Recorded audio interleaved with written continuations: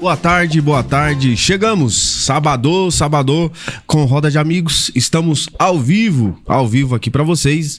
E hoje, em um tema muito importante e com convidados mais que especiais. Nesse sábado, nós já estamos aqui convidando vocês para participar nesse bate-papo leve, tranquilo, que vai trazer alguns pontos esclarecedores para aqueles que ainda não tinham conhecimento, vai refrescar a memória de alguns estudiosos da Bíblia Sagrada e você também vai poder participar desse grande momento conosco, com dois homens de Deus e grandes estudiosos também, aqui da cidade de Carapicuíba.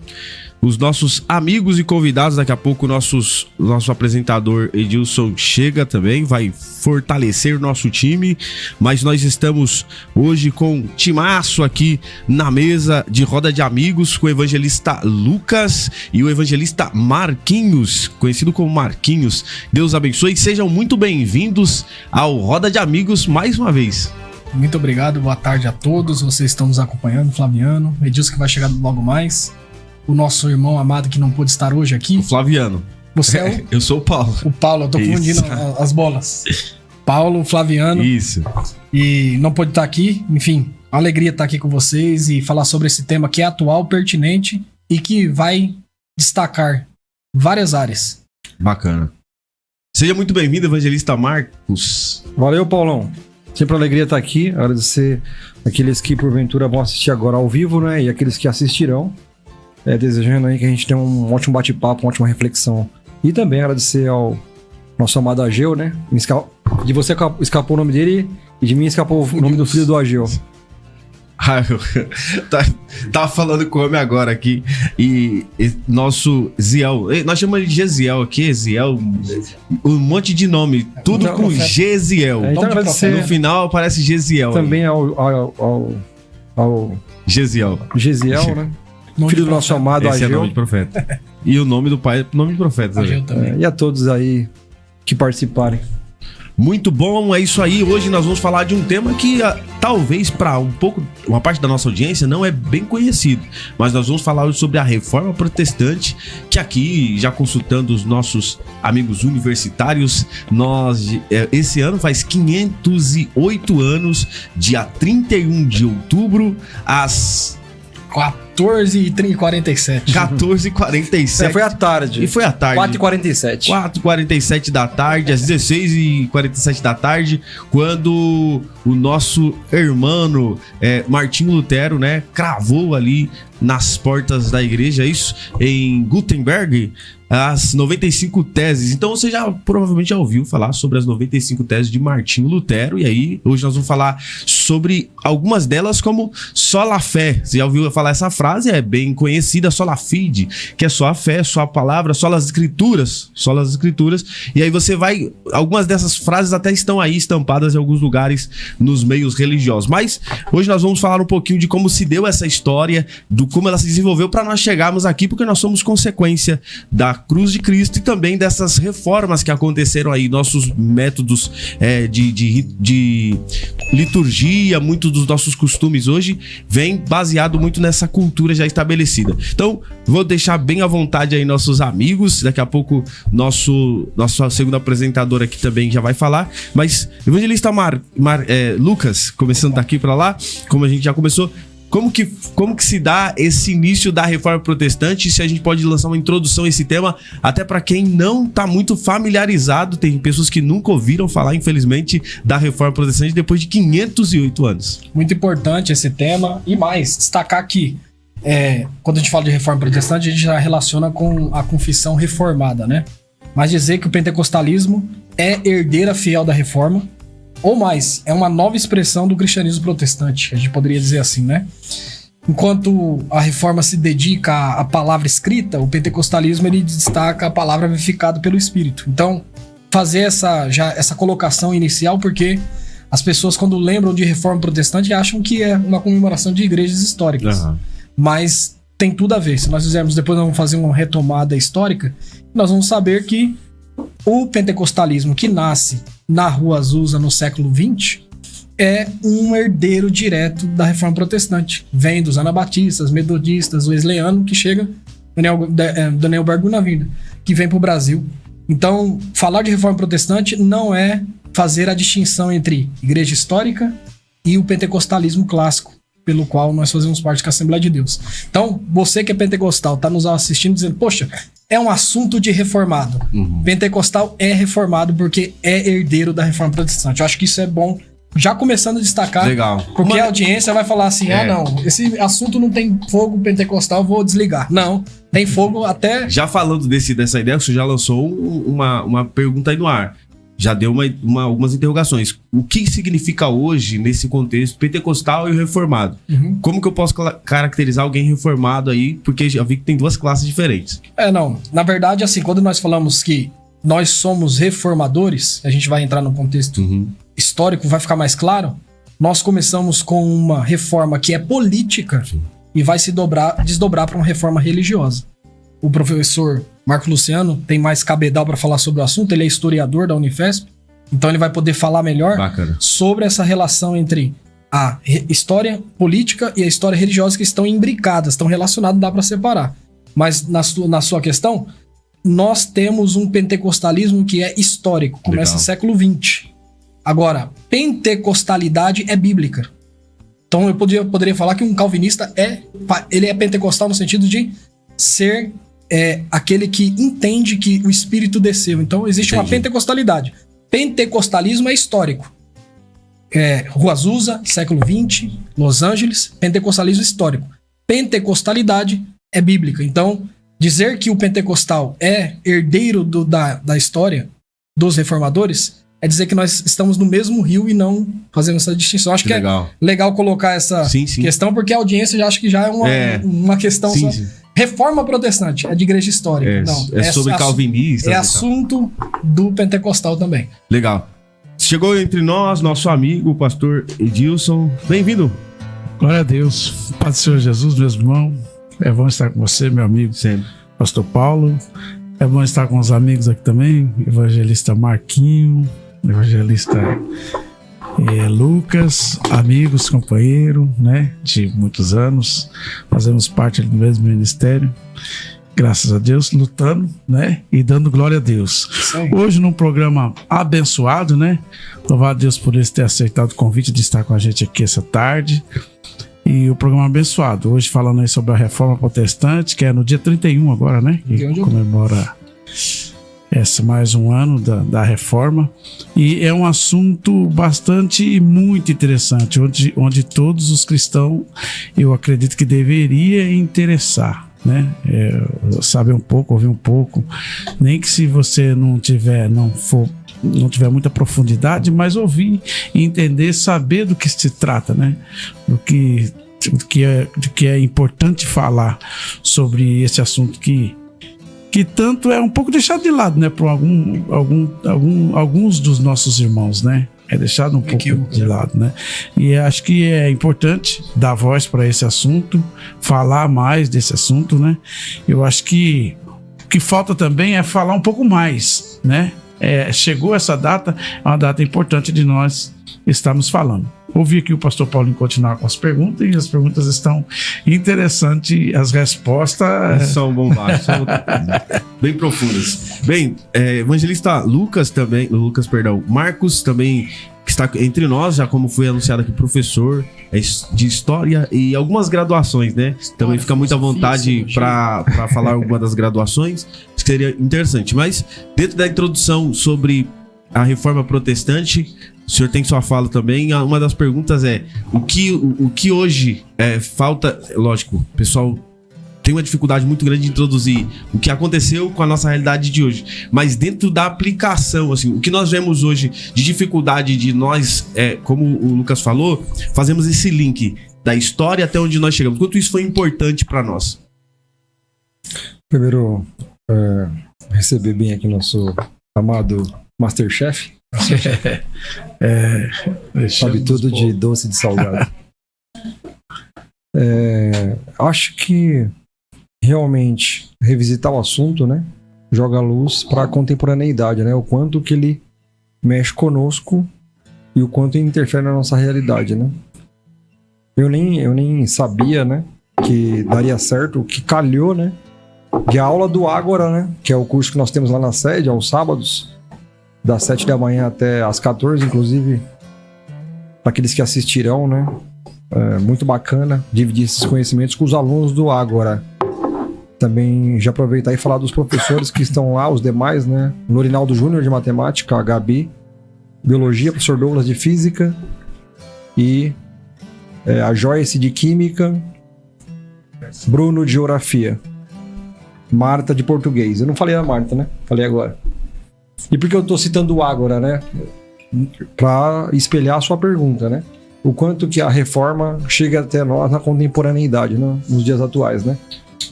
Hoje aqui eu vou me deter, como estão em muitos elementos, eu combinei com o mestre Lucas, né? Que no meu entendimento, o que se deve mais jogar a luz do aspecto da reforma para nós, Brasil, né? Em se tratando de Brasil, acho que realmente é o aspecto educacional, né? O quanto que a reforma movimentou a educação. Então, o quanto ela mexeu na educação não somente religiosa, que as pessoas citam muito e jogam muita luz, mas realmente a dita educação secular, né? Para aqueles que não são ambientados com os termos, né? Secular é de séculum, aquilo que passa, né? Então é o ensino da química, da física, da matemática, né?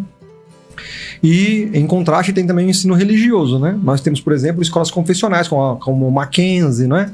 Escolas da Batista, da Presbiteriana, acabei de falar do Mackenzie. Então, não somente a reforma promoveu o ensino religioso, né? Com a tradução da Bíblia, com Lutero, como você bem registrou aí, 1517, né? Às 16h47. 16h47. Não somente o Lutero difundiu o estudo das Sagradas Escrituras, né? Dando acesso. Afinal de contas, ela era de monopólio de quem soubesse latim e da católica, né? Era proibido ter Bíblia, né? Era proibido ler a Bíblia. Só podia ler a Bíblia quem tinha latim e os membros. Só quem tivesse cargo eclesiástico, né? Quem não tivesse cargo eclesiástico não poderia ensinar a Bíblia. Nem ler, porque não tinha acesso, não tinha acesso porque a imprensa era muito cara, né? E a imprensa da época é dos copistas, não é? Porque a imprensa de Gutenberg, que seria a nossa HP, nossa impressora de hoje, né? Ela é posterior, né? A 1517. Queria até que o Lucas depois colocasse a data bem certinha aí, não sei se é 1535, não sei se ele lembra, sim, né? Então, o acesso ao livro, ele é restrito. Uhum. Somado a isso, as pessoas não leem latim, não sabem latim, né? Então, quem detinha o monopólio das Sagradas Escrituras eram os membros da Católica, bispos, arcebispos, o Papa, padres, né? Então, esses elementos todos dificultavam o acesso à educação eclesiástica, religiosa e espiritual. Somado a isso, poucos tinham acesso à educação secular, que era o que na época? O trivium e o quadrivium. Aí eu queria ver o próprio irmão Lucas, mestre Lucas, ampliando nesse sentido, porque ele está na filosofia da USP, né? Foi aluno do Ágora, então é bom que faz a propaganda, porque ele está em loco. Um ex-aluno nosso que foi do Ágora e agora está na USP, ele poderia ampliar esse elemento da educação da antiguidade e da Idade Média, né? De que não somente era restrita à educação religiosa, que eu acabei de falar, poucos tinham acesso à Bíblia, porque era feito à mão, os copistas, mas poucos tinham também, por consequência, acesso à educação secular. Então, para mim, um dos elementos hoje que se deve ventilar no Brasil, persistir e insistir, é o elemento da reforma, fazendo um recorte, né? Eu acho que esse é um dos elementos que eu vou bater aqui hoje. É um elemento educacional. Qual é o que a reforma fez pela e para a educação, né? Aproveitando, né, a sua fala aí, o nome do Martin Luther King foi aportuguesado, né? Sim. Justamente porque nós temos dificuldade com o alemão, porque ele tem um nome alemão. O nome dele é Martin Luther King, não existe o nome Martinho Lutero, né? Já é portuguesado já. É o mesmo nome do pastor negro, né? Que lutou por direitos civis nos Estados Unidos em 1960, né? Década de 60, né? No contexto de Rosa Parks, né? Sentar no busão, na parte do fundo. Vocês dominam bem essa parte. O nosso amado pastor batista, Martin Luther King Jr., né? Com seu discurso famoso, I Have a Dream, né? Sim. Então tá aí. Se parasse aqui, né? Se parasse a reforma num homem preto, né? O termo do IBGE. Se parasse a reforma na luta por direitos civis nos Estados Unidos, que inspirou o Martin Luther King Jr., né? E o nome dele é esse, em homenagem ao Martin Luther King. Que legal. Das 95 teses, né? Então, esse pastor preto estadunidense que fez jus ao seu nome, né? Que lutou por direitos civis, né, Lucas? Se a reforma tivesse parado só nisso, não tivesse influenciado mais nada, já seria um grande ganho, né? Perfeito. Mas os ganhos continuam e, no meu entendimento, nós devemos beber nessa fonte, sobretudo no aspecto educacional. Me desculpa ter alongado. Não, mas perfeito. É só a introdução, imagina o desenvolvimento, hein? Que legal, isso aí. Muito conhecimento. Quero convidar a audiência para participar conosco no decorrer do bate-papo. Você pode também enviar sua pergunta, se inscrever no canal e dar aquele like que ajuda no engajamento para que o algoritmo entenda que isso é relevante. O assunto é de muito peso, pessoas capacitadas aqui. Temos pessoas que já se qualificaram, estão em desenvolvimento acadêmico para atender toda essa demanda, né, desse tema, principalmente hoje falando, porque eles também são servos de Deus, prestam serviço ao reino e sabem quanto isso impacta também na prática do dia a dia. E agora, falando desse trabalho, é até legal falar, o senhor citou bastante a ideia do curso, é um curso, o Ágora? Pré-vestibular, né? É um pré-vestibular. Curso de preparação, pré-vestibular, reforço escolar que a gente tem lá na nossa igreja lá. Acho que o pastor Davi falou sobre isso aqui uma certa feita, né? Eu me lembro que a vez que eu ouvi, que tive conhecimento, como eu não sou do ministério, mas eu tinha conhecimento através do pastor Davi, disse que era muito importante. Basicamente, o Lucas passou por esse pré-vestibular, se candidatou na USP, passou. Sim. E hoje estuda na USP. Qual que é a área que você está estudando? Filosofia. E isso é muito importante a gente entender. E aí o que o mestre Marcos está falando é exatamente esse tipo de impacto que foi gerado. Para quem não está contextualizado, nós tínhamos um período da história que a Igreja Católica tinha o monopólio de toda a informação. Então, os livros, a Bíblia em si era de pouco acesso. Então, somente os sacerdotes, bispos, arcebispos tinham contato. E então a audiência ia lá só para ouvir. E eles reproduziam e interpretavam da sua bela forma. Então, era muita coisa, como, por exemplo, a indulgência manipulada através de textos e ninguém sabia se era verdade ou não. E aí, tinha alguns curiosos, como foi um dos propulsores aí, a ideia do Martinho Lutero, que foi o cara que começou a investigar se o que de fato era a interpretação daquele texto. Então, é nessa linha que a gente tá caminhando aqui. Eu acho que ficou bem clara e muito legal a interpretação. Eu, particularmente, não tinha essa informação do Martin Luther King. Acho interessante trazer isso pra audiência. Pastor Edilson, o tema é bom.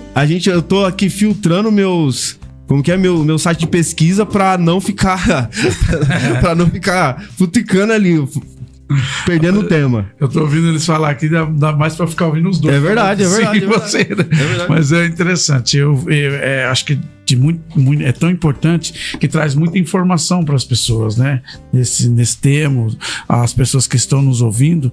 E eu quero frisar de novo, falar do Ágora, né? Eu lembro que o Marquinho começou devagarzinho, né? Nesse trabalho. Deus gerou no coração, acho que foi no coração dele, né? Ele que começou com esse trabalho, devagarzinho e insistindo, falando na sede, caminhando, indo nas igrejas. Eu estava até pastoreando, ele foi numa das igrejas que pastoreava na época, para falar do assunto. E hoje a gente já tem aí o Lucas, que é um mestre, né? Aí caminhando e passou lá pelo Ágora, e que vem fazendo um trabalho fantástico. O Marquinho, que sempre também vem fazendo um trabalho maravilhoso. E outros, né, Marquinho? Começou com um professor e um aluno. E hoje tem 7 professores. Que legal. E nós tivemos turmas com 20 alunos, 15 alunos, né? Esse ano começou também com a média de 15 alunos. E os alunos, existe uma dinâmica natural, né? De desistência, porque é bem puxado, né, Lucas? Então a gente entende isso, né? É parte do jogo, né? Porque o Brasil não tem esse histórico de dedicação aos estudos numa alta performance, né? Eu gostaria realmente de ouvir o Lucas nessa direção, porque ele tá lendo muito, né? Certo. Então a média de páginas de leitura na USP, né, deve ser semelhante à Unifesp, é no mínimo 30 páginas por dia, né? Nossa. No mínimo 30 páginas por dia. E você bate em alguns momentos 100 páginas, 150 páginas por dia. Você tem que ler isso? 100 páginas por dia, 70. É a média que você tem que ler para dar conta da bibliografia, né? Ainda mais sendo um curso de humanas. Se for direito, como o Dr. Mackenzie, se for filosofia. Ele tá na filosofia da USP, mas ele fez a nota de direito, né? Se tivesse inscrito em direito para a USP, nós teríamos um membro do campo de Carapicuíba fazendo direito na mesma faculdade que cursou, vejam só, irmãos, o Alexandre de Moraes, nosso glorioso ministro, né, do STF. Para você que é fã do careca, né? Vocês veem por quê? Então, ter o Lucas, né, como amigo, como aluno, né? Porque o Alexandre de Moraes dá aula lá, né? Na Faculdade de Direito da USP. Então, ter o mestre Lucas, né? Como uma mão de obra nossa, né? De aula de EBD, aula no Instituto Teológico, né? Como uma pessoa que está do lado de grandes nomes, né? Intelectuais, porque ele é um grande nome intelectual, Alexandre de Moraes. Afora toda a crítica que possa existir, né? E que existe. Ele é um grande pesquisador, um grande acadêmico, né? Alexandre de Moraes, né? É um dos professores lá. Mas, mesmo que não esteja ainda no direito, que nós temos a certeza de que ele caminhará para isso, né? Ele tá lá e é aluno da Marilena Chauí, que é uma grande intelectual da filosofia da USP, né? Então, realmente, o Ágora tá com seus frutos, como você tá levantando a questão aí, né? Já tem frutos, né? Legal. E realmente ele não tá na frente dele, né? Eu já disse isso pra ele várias vezes, ele é mais modesto do que eu, né? Eu sou mais, entre aspas, tá, irmãos? Eu sou mais pavão, né? Mas é com a finalidade de querer que as pessoas adiram, né? Venham aderir a esse movimento da excelência, do estudo da alta performance. E o Lucas é um dos alunos que mais entregou, né? Resultado, né? Tem outros, né? Outros alunos brilhantes, dedicados, como o André, né? André. Tá na teologia do Mackenzie, né? Aliás, mandou o link pra ele aí. Agora. Aliás, um abraço pro André, ele é um grande servo de Deus, né? Tava ali no Roseira. Então a gente fica feliz em ter os frutos como você tá levantando, pastor. Bem legal. Bem legal mesmo. Importante a gente, né, ver que É isso aí. está acontecendo. Ele falou algo interessante que eu gostaria de comentar também sobre a humildade. Algo muito importante, um pouco fora do assunto, mas que também cabe aqui, né?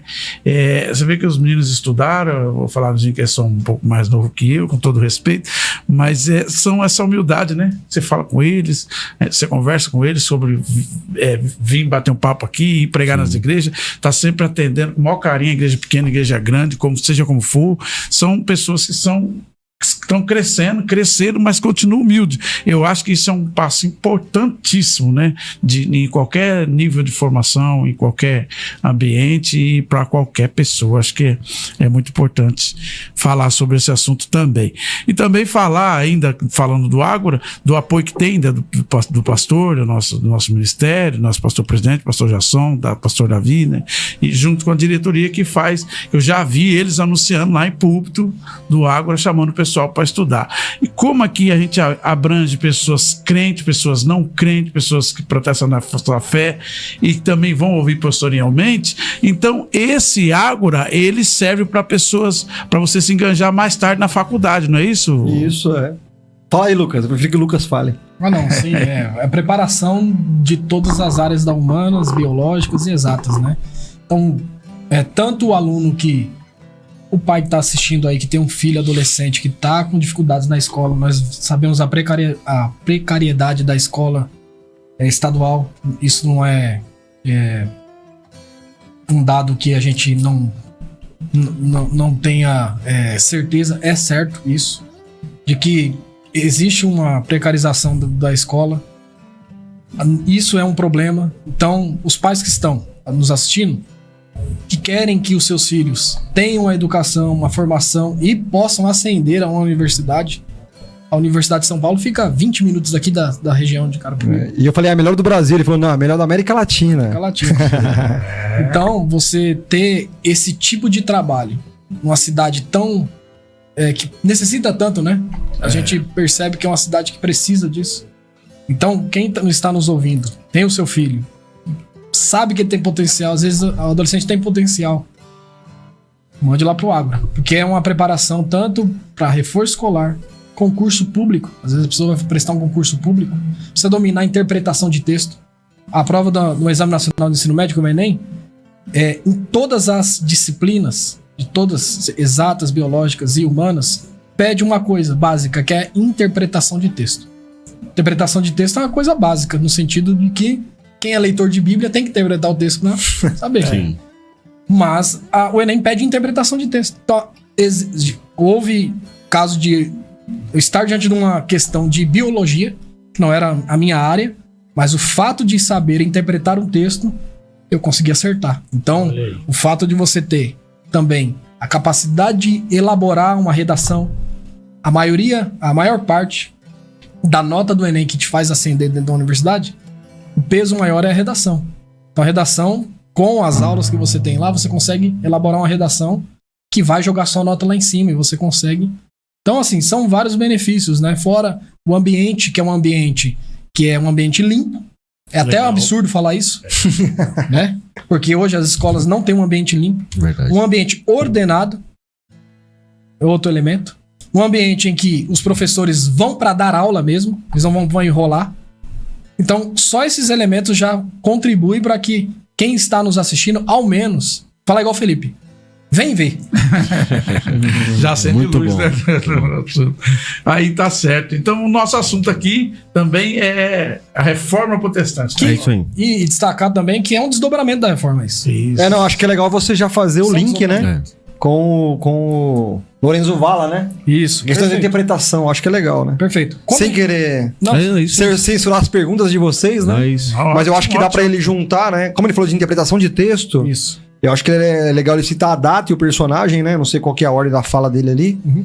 Mas o senhor vai falando, eu vou tentando preencher. Tá bom. Vamos tentar fazer isso aí. A quem está nos ouvindo, a gente. O Paulo, né? Destacou as 95 teses na porta de Gutenberg, né? Na Alemanha. Que era um método escolástico. A gente acha que ali é um cara pegando um martelo. Sim. Se você colocar aí no Google aí, colocar Reforma Protestante, você vai ver um camarada com papel na mão, com um martelinho batendo. Fala, que coisa que é essa aí? Era o modo pelo qual os universitários chamavam para um debate. É um modo escolástico. Então, o modo escolástico é um modo que você apresenta suas teses, as teses é uma tomada de posição e você é chamado para sustentar a sua argumentação a partir de quem está te ouvindo. Então, Se favor, me não, permite. Tanto é que vai ser um ponto de discussão sobre a qualidade da interpretação, né? Uhum. Porque tem o lado positivo, né? Mas eles começaram a provocar muito debate, de modo que a escolástica, ela ensinava a Bíblia por esse método que o mestre Lucas acabou de método falar. da escola, né? E o método da escola, que se chama escolástica, literalmente significa o método da escola. Um dos mecanismos de aprendizagem era o disputatio. Então, como assim disputatio? Nós disputávamos quem sabia mais personagens do Velho Testamento de cabeça. O senhor pode continuar, desculpa. Perfeito. Era uma disputa que traria debates e embates. E Visando guardar a palavra. visando guardar a palavra, sobretudo nos comentários, né? Então, você tem agora um movimento de não leitura literal da Bíblia, mas a leitura dos comentários acerca da Bíblia. Porque era quase que um absurdo você pegar, por exemplo, a Suma Teológica de Tomás de Aquino. Dê um Google aí, coloca aí quantas páginas tem a Suma Teológica de Tomás de Aquino. Uma tentativa de sistematização das doutrinas cristãs. É um absurdo você pegar os comentários de Agostinho de Hipona, o pai da igreja, e você dizer assim, não, eu vou interpretar a Bíblia. Isso era um absurdo, uma blasfêmia. Como assim você vai interpretar a Bíblia se Agostinho já interpretou? Você é melhor que Agostinho? Você leu mais que Agostinho? Então, a reforma protestante, a gente vai chegar nesse desdobramento, é uma volta para o texto. Entendi. É o abandono não só da sola escritura, não é o abandono dos comentários, mas não é somente escritura no sentido, é só Bíblia. Não, vamos considerar os comentários, mas vamos voltar para o texto. Vamos ler a Bíblia na sua literalidade. Vamos ler a Bíblia nos originais. E aí a gente fala que a reforma é um fenômeno do seu contexto. O professor Marcos falou do Lorenzo Valla. A Alta Idade Média, a gente faz um recorte histórico, do século V ao século XIII, nós temos dois pais da igreja que demarcam isso, que é o Boécio e o Tomás de Aquino. Antes de você desenvolver, Por favor. gente, segura Boécio e Tomás de Aquino. Eu quero dar um passo atrás do que você falou, que eu acho que é importante num elemento aqui. O mestre Lucas acabou de falar o seguinte: antes do Lutero pregar as 95 teses, ele está vivendo um método de ensino que se chama escolástica. E ele tem por ensino da palavra a leitura de comentários bíblicos e o debate disputátil. Então esses eram dois mecanismos da escola. Como hoje você tem memória mnemônica, você guarda as coisas por iniciais, né? Igual eu falei hoje para os alunos no Ágora aqui, no século XVIII, nós tivemos grandes revoluções, né? Revolução Industrial, Revolução Americana, que é a independência dos Estados Unidos, e a Revolução Francesa. Então você guarda os 3 R's, né? Revolução Industrial, Revolução Francesa e Revolução Americana. 3 R's. Isso se chama um mecanismo de guardar conteúdo, que é memória mnemônica. Então, assim como nós temos mecanismos hoje para guardar rima, por exemplo, né? O riba faz proteína, a Lili faz a digestão, o Golgi armazenamento, mitocôndria, a respiração. Então, eu guardo as organelas celulares por uma música. Então, a rima é um mecanismo de guardar conteúdo. O que os teólogos consideravam? Que a disputa e os comentários eram uma forma de guardar a Bíblia. Sim. Então, não se ia mais a Bíblia. Quanto mais falava, mais ele aprendia, guardava. Isso. Só que não se lia mais a Bíblia. Começou-se a ler somente os comentaristas bíblicos, que é muito atual isso. E os grandes comentaristas é Tomás de Aquino e Santo Agostinho. São dois grandes comentaristas. Aí as pessoas, nós, né? Nós todos, vamos nos incluir, né? Nós jogamos muita luz nos 3 vícios da Igreja Católica, né? Que era vender perdão, indulgências. Inclusive, acabamos de ter um episódio, né? De um padre que se envolveu com a mulher de um fiel, não foi? Sim. Esse fato ventilou. Aí isso dá-se o nome de nicolaísmo. Porque um certo Nicolau, com cargo eclesiástico, né? Ele também tinha uma vida desregrada sexualmente. E um membro da católica, ou quem tiver cargo na católica, não pode ter vida sexual ativa. O nome disso é celibato clerical. Só que na católica é obrigatório, né? O celibato, né? Então, esse é o segundo vício combatido por Lutero, que é o nicolaísmo, que é desregramento sexual. O primeiro que eu disse foi venda de perdão, indulgências. E o terceiro, não menos importante, né? É a venda de cargo eclesiástico. Aí isso dá-se o nome de simonia, em referência a Simão, que tentou comprar o poder de curar de Pedro, que nós lemos em Atos.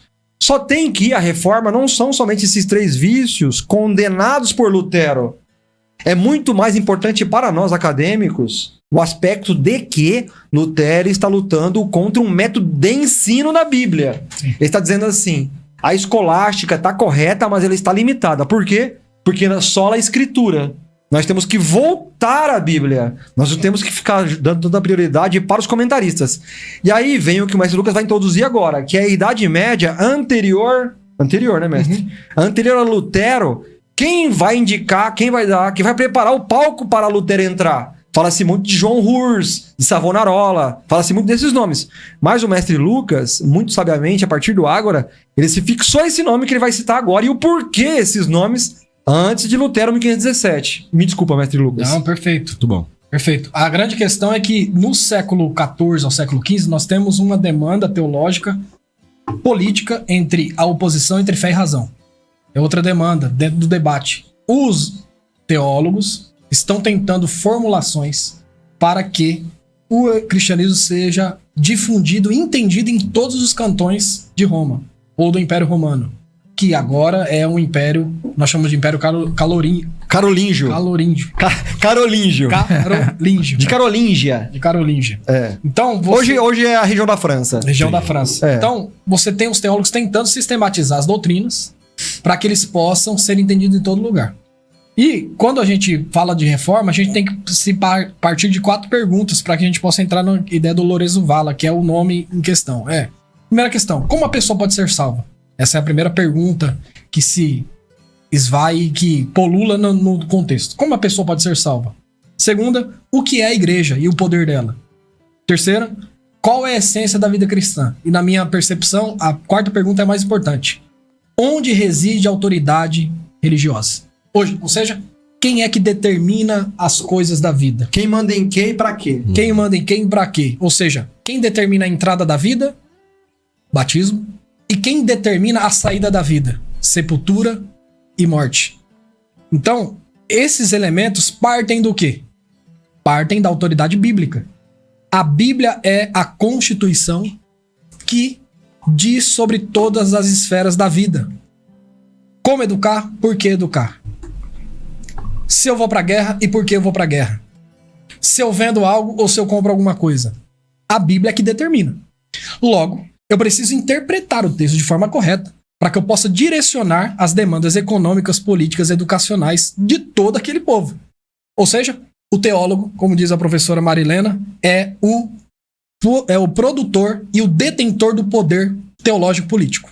Ou seja, quem interpreta a Bíblia tem o poder de dizer para o Edilson se ele casa ou não casa, se ele vende ou não vende, se ele vai ser morto ou não vai, se o filho dele vai ficar no purgatório ou não, ou se ele tem que jogar uma moeda na minha mão Porque como diz o João Tetzel, que era um reformador, junto com Lutero, ele ficava na frente da Basílica de São Pedro e disse uma frase maravilhosa. Ele falou assim, olha, toda vez que uma moeda no cofre cai, ele gritava, uma alma do purgatório sai. A rima é bonita, né? E ele ficava gritando isso, justamente para dizer o quê? Quem é que tem autoridade? O teólogo que interpreta a Bíblia. Os reformadores, que nós só limitamos a Lutero, Lutero é só a cara do marketing. Mas Era uma das minhas perguntas. a cara do marketing. Dá luz mais no Lutero, né? Vamos chegar lá. O Lutero, ele é o camarada que nasceu na época certa, no contexto certo. E tinha os no problemas momento certos. E tinha as ferramentas certas. E tinha as ferramentas corretas. Muitos dos problemas caiu na gestão dele, né? Na questão dele. Gostei da gestão dele. Por exemplo, o John Huss e também o John Wycliffe, que é na Inglaterra, eles têm demandas muito boas. Por exemplo, uma demanda do John Wycliffe é o erastianismo, que é a separação entre igreja e Estado, que é o que a reforma vai desdobrar também. Mas é uma proposta do inglês, John Wycliffe. Só que como ele está na Inglaterra, e a Inglaterra tem um problema lá, Sim. que é o anglicanismo, que está muito forte lá, o monarca não vai abrir mão do seu poder. Então, o John Hus também, que nasceu na Boêmia, vai ser morto e vai lançar uma profecia que vai dizer, olha, mataram o ganso, mas Deus vai levantar o cisne, que é o Martinho Lutero. Eu estou dizendo tudo isso para dizer que quem é que determina a autoridade? A Bíblia. Então, Só permite? por favor. Tanto é que isso que o mestre está falando, né? Que o mestre Luiz está dizendo, esse elemento é atual. Em quais termos, né? A vida seria, para ser modesto aqui, né? A vida seria composta por várias esferas do real. O que seriam as esferas do real? Você que está ouvindo aí, não pode preterir, não pode abrir mão dessa linguagem acadêmica, tá bom? Mas a gente vai traduzindo para vocês. A vida tem várias esferas de atuação ou de existência. Exemplo. Você levantou de manhã, abriu sua porta e saiu para ir trabalhar. E você está fazendo uso de gasolina, que você botou no seu carro, na sua moto. Então você é um ser, enquanto ser social, você é um ser material. Você precisa de vestir, comer, abastecer seu carro, beleza. Essa é uma esfera da sua vida, a esfera material. A outra esfera da sua vida, outra possível esfera da sua vida, para ser modesto, porque é assim mesmo. Segundo antropologia, segundo medicina, segundo filosofia, segundo historiadores. A outra esfera da sua vida é, antes de você sair, você orou. Então essa é a sua esfera transcendental. É a sua esfera espiritual. E aí você chegou no seu trabalho, bom dia galera, tudo bem? Tô aqui, vou fazer meus doces aqui na confeitaria, tal, vou fazer tantos doces, vou embora tal horário. A sua esfera social tá se manifestando, né? Fora com sua esposa que você já saiu de lá e deixou seus filhos, tal. E aí você vai à tarde, hoje, nosso confeiteiro, mestre confeiteiro, vai sair à noite para ir pro cineminha com a esposa, ou vai num feriado ou no domingo, vai para um parque, vai pedalar e tal. A sua vida cultural, né? A sua vida cultural chamada a sua vida social, certo? Como você procede, o que você vai ler? Vai para a orquestra de câmara da USP ou não? Isso tudo para dizer o quê? Que nós temos então na sua vida, na de todos, né? Uma esfera econômica, material, uma esfera cultural, uma esfera social e uma esfera religiosa. E aí o mestre Lucas está levantando essa bola aqui. Quem mandava nas esferas? Quem mandava nas demais esferas da vida? A religião. Então a Bíblia norteava, a Bíblia campeava, ela se espalha por todas as esferas, todos os aspectos da vida. Então, como você vai casar, se você vai vender pelo justo preço. Então a católica defendia que se você vendesse um iPhone muito caro, você é usurento. Você está cometendo um pecado de usura, que é acumular bens para você. Então, a católica decidia os preços das coisas na Idade Média.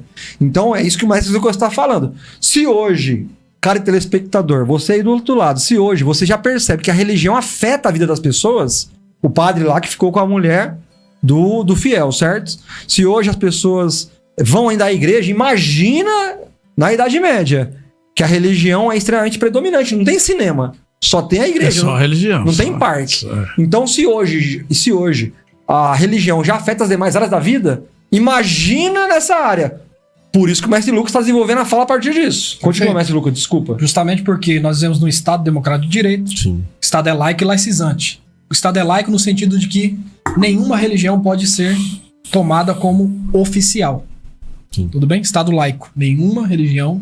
O Estado tem que ser neutro em relação a qualquer religião. Aliás, a Alesp votou, acho que anos anteriores, né? Retirar das repartições públicas os crucifixos, né? Sim. Eu faço essa pergunta quando eu estou dando aula em apologética. Eu pergunto, é certo ou errado? Mas não, é errado. Você começa a dizer, não é errado que não sei. O Deus seja louvado na nota de real. Sim. Isso. Né? Porque tem na norte-americana, no dólar, né? Não sei se vocês sabem, mas esse... Eu não sei se foi inspirado, tá bom? Eu não sei se nós copiamos, né? Não saberia te dizer. Mas vocês devem não lembrar, vocês não são obrigados, né? Porque isso é pra quem tem dólar, né? Então é o Lucas que vive me mostrando, né? As notas dele de dólar. No dólar tá escrito In God We Trust.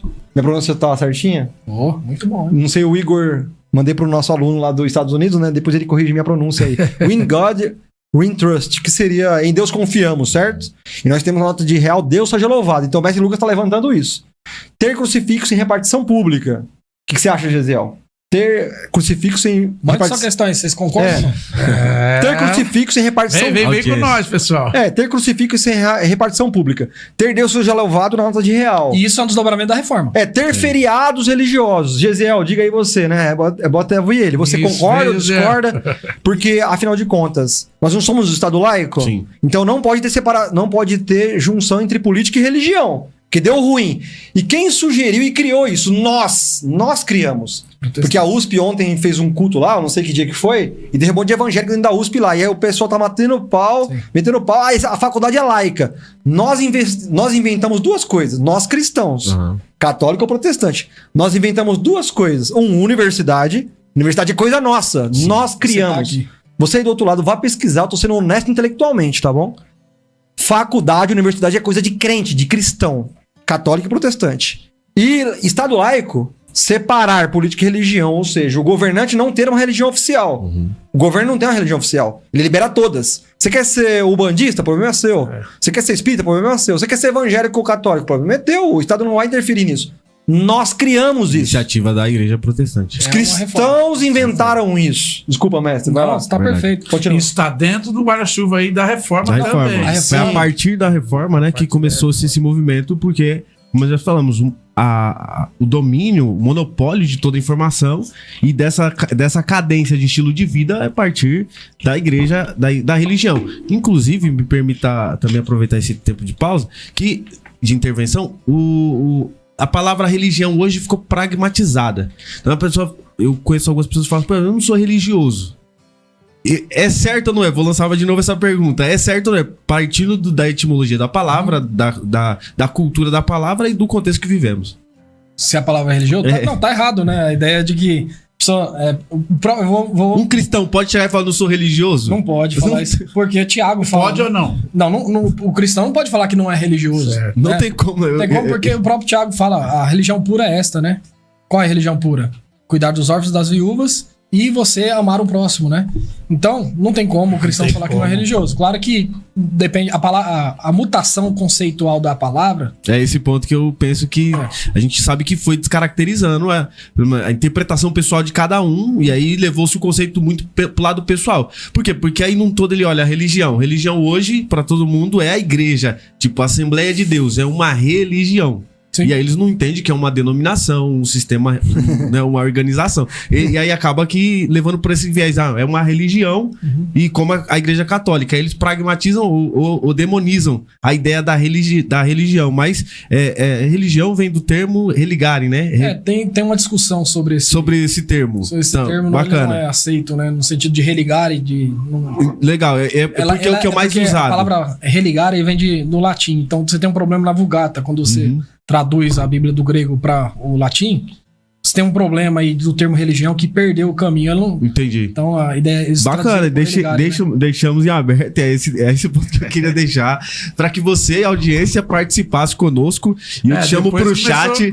E aí é muito legal isso, para você entender como que a ideia da reforma, ela se expande, e a gente continua nessa pegada que tá muito bom, tá muito leve. Eu sei que a audiência, alguns até falou, não dá nem pra perguntar, tem muita informação pra gente. O irmão falou aí, ó lá. Foi Viel, que parece que comentou, olha lá. Não dá nem pra fazer pergunta, só ouvir e aprender.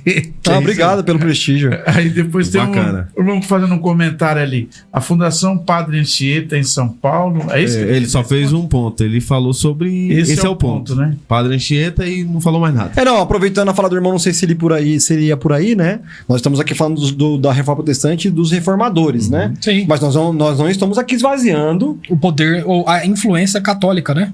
E a importância e as benesses, os benefícios, né? Os avanços, os ganhos. Fala-se muito mal, né, da católica hoje e tal. Eu acho que é inconveniente, é incoerente e não é honesto intelectualmente, né? Então, aproveitando a fala dele aí, os jesuítas cumprindo um papel excepcional, né? De educação e tal. Tanto é que nós temos em São Paulo hoje grandes escolas privadas que são dos jesuítas, né? Perfeito. São Luís, Santa Cruz, Carapicuíba tem essa cultura. Foi aldeamento, né? Carapicuíba foi aldeamento jesuítico, né? Legal. Então nós temos grandes nomes. O padre Antônio Vieira é um dos maiores nomes da literatura portuguesa, né? Brasileira. E um dos grandes nomes da filosofia. Então, quem somos nós para falar Não dá o quê? pra desmerecer. E, aliás, o nosso maior reformador teve a formação católica. Ele é católico. Morreu católico. Então o Lutero nunca quis abrir uma igreja. Vou abrir uma Esse portinha é um ponto ali. legal de falar. Vou abrir uma Também, né, era- Eu vou abrir uma portinha ali, pô, 10, 20 cadeiras de plástico, eu quero arrecadar dízimo e vou abrir a igreja. Nada disso. o Lutero queria reformar a igreja dele. Ele não queria abrir igreja nenhuma. O Dr. Marcos tocou num ponto que acho que é um dos mais discutidos, assim. É porque quando fala de Lutero, a ideia que se dá, pelo menos nos nossos públicos, é que o cara chega... Ele queria... É o rebelde, né? A rebelião. É o cara que queria abrir uma outra igreja. Não, o cara é... E aí... Davi falando aí? Aí muita gente, tipo... eu queria... Acho que é, né, pastor Davi? Grande abraço, pastor. Eu queria... Pelé e Coutinho, pastor Davi. Deu uma moral agora. Aquilo que Pastor, É tá ele? faltando o pastor Davi O aqui. pastor Davi é mestre. é um presente no campo. Eu acho que essa ideia não é verdade. O ponto é esse. Tem que se entender que o cara veio pra trabalhar e melhorar a igreja que ele já fazia parte. Então Sim. não dá pra desmerecer a igreja católica e tudo que ela cooperou também. Teve falhas, como o nosso movimento também tem, mas cooperou bastante pra que isso até acontecesse, né, depois. Porque houve essa...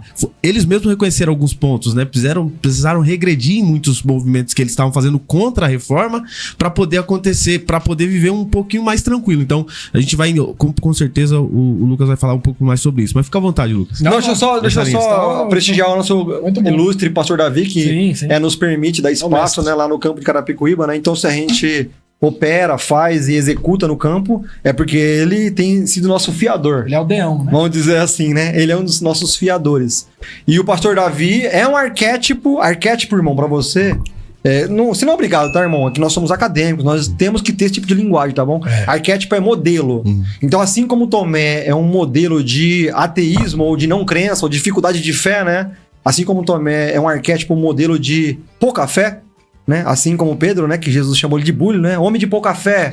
Agora é piada, tá, irmãos? De pôr café no bullying, né? O pastor Davi é um arquétipo de Lutero. Por quê? Porque o livro do pastor Davi, de conclusão de curso, né? É sobre as escrituras, voltar às escrituras. Então é assim, não dá pra gente como pentecostal, e temos nossas benesses, nossos benefícios, virtudes e ganhos, não dá pra nós esvaziarmos a autoridade e o modelo exemplar, que é, por exemplo, como eles elaboram a música. Muitas vezes a gente elabora a música gritando, aproveitar que o pastor Davi é um músico, né, e é educado musicalmente. O pastor Davi põe a voz na frente e o violão atrás. Mas a gente, como pentecostal, põe a bateria na frente e a voz lá atrás. Verdade. E a católica não tem disso. Se você parar pra ouvir Eu Sou Amante, do canto a capela, canto gregoriano, né? Que só voz masculina, 4 vozes masculinas, né? Barítono, baixo, primeiro e segundo tenores, né? Eles ganharam quase todos os nativos americanos, só cantando. Que legal. Quando os católicos pegavam pra cantar naqueles tempos com acústica maravilhosa, os nativos americanos ouviam, eles eram amantes. São amantes da música, né? Com a flauta pan, né? Aquela flautinha de madeira e tal. Tem muitos instrumentos que foram descobertos que os nativos americanos fizeram, né? Chama-se de indígenas, tá? Mas não é índio, tá, irmãos? Nem indígena, é nativo americano. Um termo mais apropriado. Povos originários. Então, os povos originários, quando viram os jesuítas tocando, cantando a capela, meu Deus do céu! Você ouviu um castelo forte é o nosso bonito, Deus, espada e bom escudo. E você ouviu um sermão de Padre Antônio Vieira no final? Meu Deus do céu, não tem como você falar, não, vamos achincalhar, vamos cuspir na igreja católica, pelo amor de Deus. Essa é a nossa igreja mãe. Agora com as observações que o mestre Lucas está fazendo aqui. Não, perfeito, Eu perfeito. quero aproveitar e também mandar para o pastor Davi. Deus abençoe, nosso pastor, nosso mestre, né? Pastor Gelson também. Deus abençoe. Mandei aí o link para todos eles. Acho que ele aproveitou o gancho. Que legal. É bom ter o senhor aqui. Que bom. E depois vamos marcar para o senhor voltar aqui. É Pra verdade. também... Vamos fazer a parte 2 da reforma com ele, né? Isso Dá pra mesmo. fazer. Chama o Davi, porque o Davi é o mestre maior. É o mestre. Não, destacar, lembro que eu tava lá na repartição pública, né? Mas honrar aí o nosso irmão que fez a fala da Fundação Padre Anchieta, quando eu dou aula de Reforma Protestante, e o professor Luciano falou algo espetacular. A didática, a ação professoral tem uma questão que tem que ser guardada, que é a nossa capacidade de ter uma percepção intelectual. Como que eu posso dizer? Uma facilidade de falar sobre tudo e o que estiver acontecendo. Por exemplo, na minha aula sobre Reforma Protestante, eu tenho um ponto que eu falo do lado obscuro da Reforma. O professor Luciano tá com um livro aí do Adam Smith, que é um dos que vão tentar lidar com esse problema de guerras de religiões. Que legal. Que é uma guerra dos protestantes contra os católicos. Né? Então, destacar que quando a gente fala de reforma, a gente tem honestidade intelectual. Então a gente não está desmerecendo, mas o assunto é reforma protestante. A minha pergunta era, será que pode? O Estado é laico, né? Uhum. Será que pode tirar da repartição pública? É correto ou não o crucifixo? Partindo do princípio de que o Estado é laico. O Estado é laico quer dizer que o Estado tem que ser neutro sobre qualquer religião. Eu não posso privilegiar uma em detrimento de outra. Eu não posso fazer isso. Então a resposta é que os alunos ficam falando, não pode, tem que deixar lá Jesus, né? Eu falo, gente, mas o Estado é neutro. Sim. Não pode ter, porque se você deixar a imagem do crucifixo, você tem que colocar a imagem de outras religiões, entendeu? Mas em contrapartida, o Estado é laicizante. Eu tô partindo da fala do mestre Luciano que ele falou antes. O Estado é laicizante. É no sentido do quê? Muito embora o Estado não possa estabelecer uma religião como oficial, o Estado pode ser influenciado por toda e qualquer religião. Isso é um Estado democrático de direito, na nossa atualidade. Nesse contexto, a religião determinava a vida das pessoas. Deu pra entender isso? É por isso de toda essa minha digressão, que parece uma verborragia, mas é contextualizada. É pra dizer que, naquele período, não tem ainda Estado laico e laicizante. É um desdobramento da reforma. Era a Igreja Católica o ponto mais alto de tudo isso.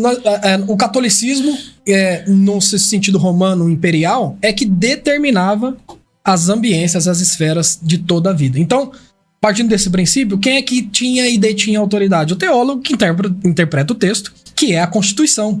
Nós temos uma Carta Magna, a Constituição Federal, que rege todas os outros códigos, não é assim, professor? Isso. Então, um juiz, quando vai se desdobrar sobre um assunto, e ele chega num período em que ele tem que fazer, a lei não consegue abarcar a ação daquele agente. A pessoa cometeu um crime.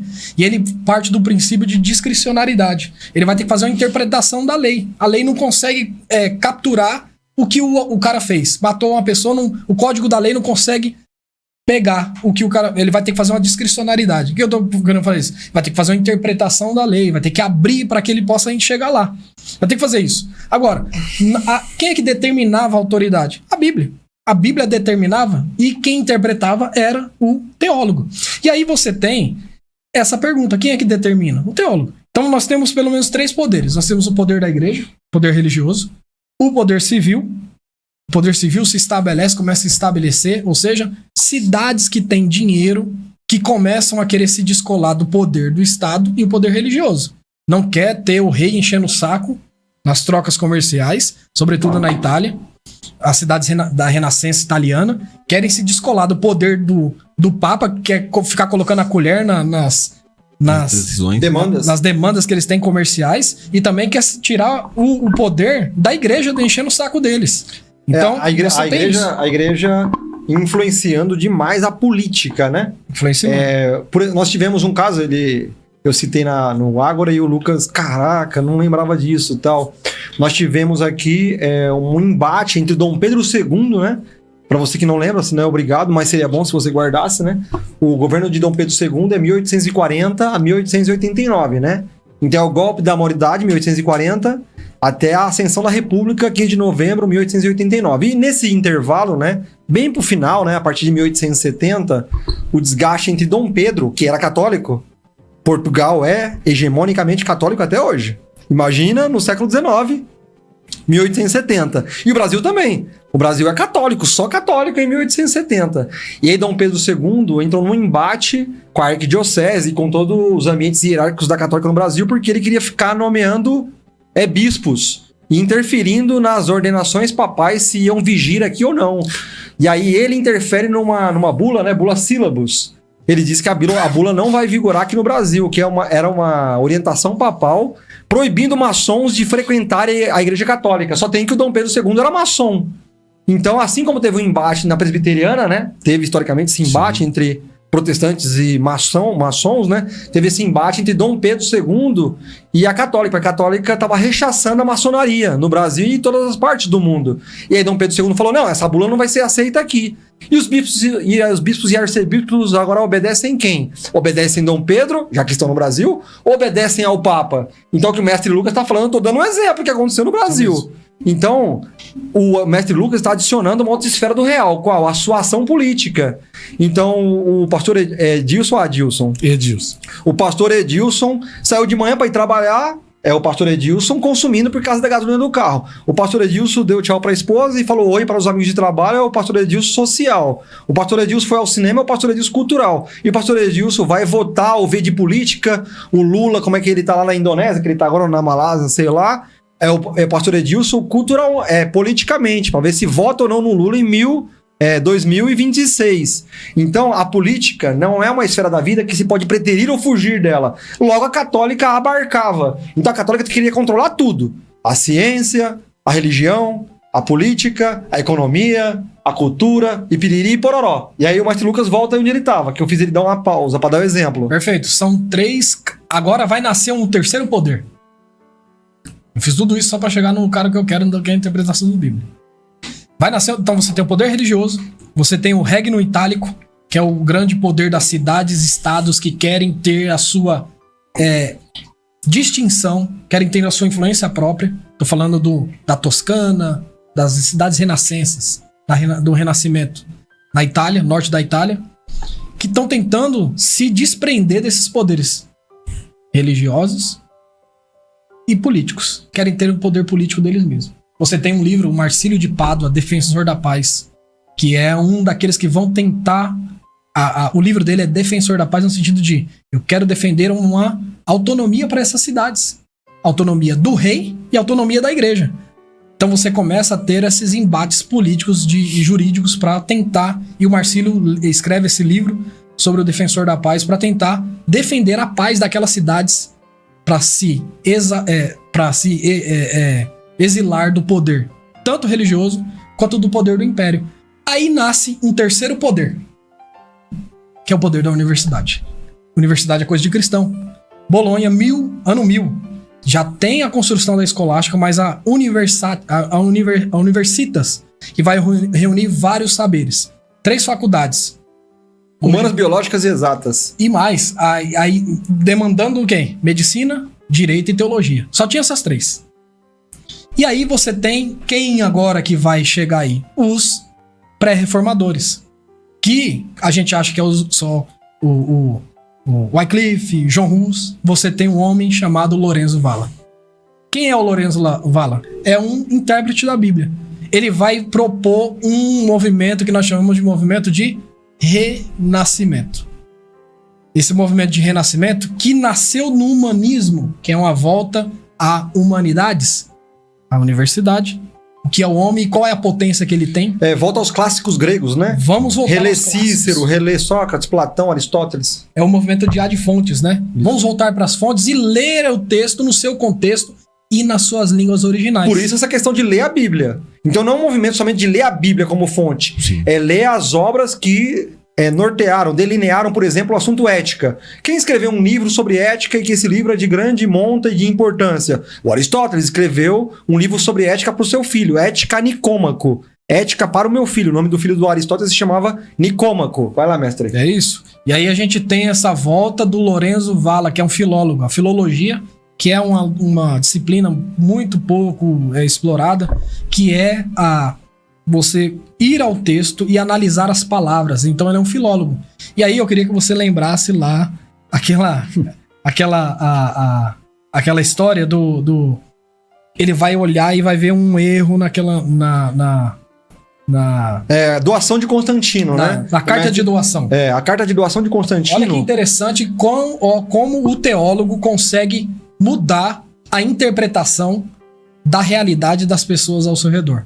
O Lorenzo Valla vai se desdobrar num documento antiquíssimo e vai dizer, olha, tem um erro no original aqui.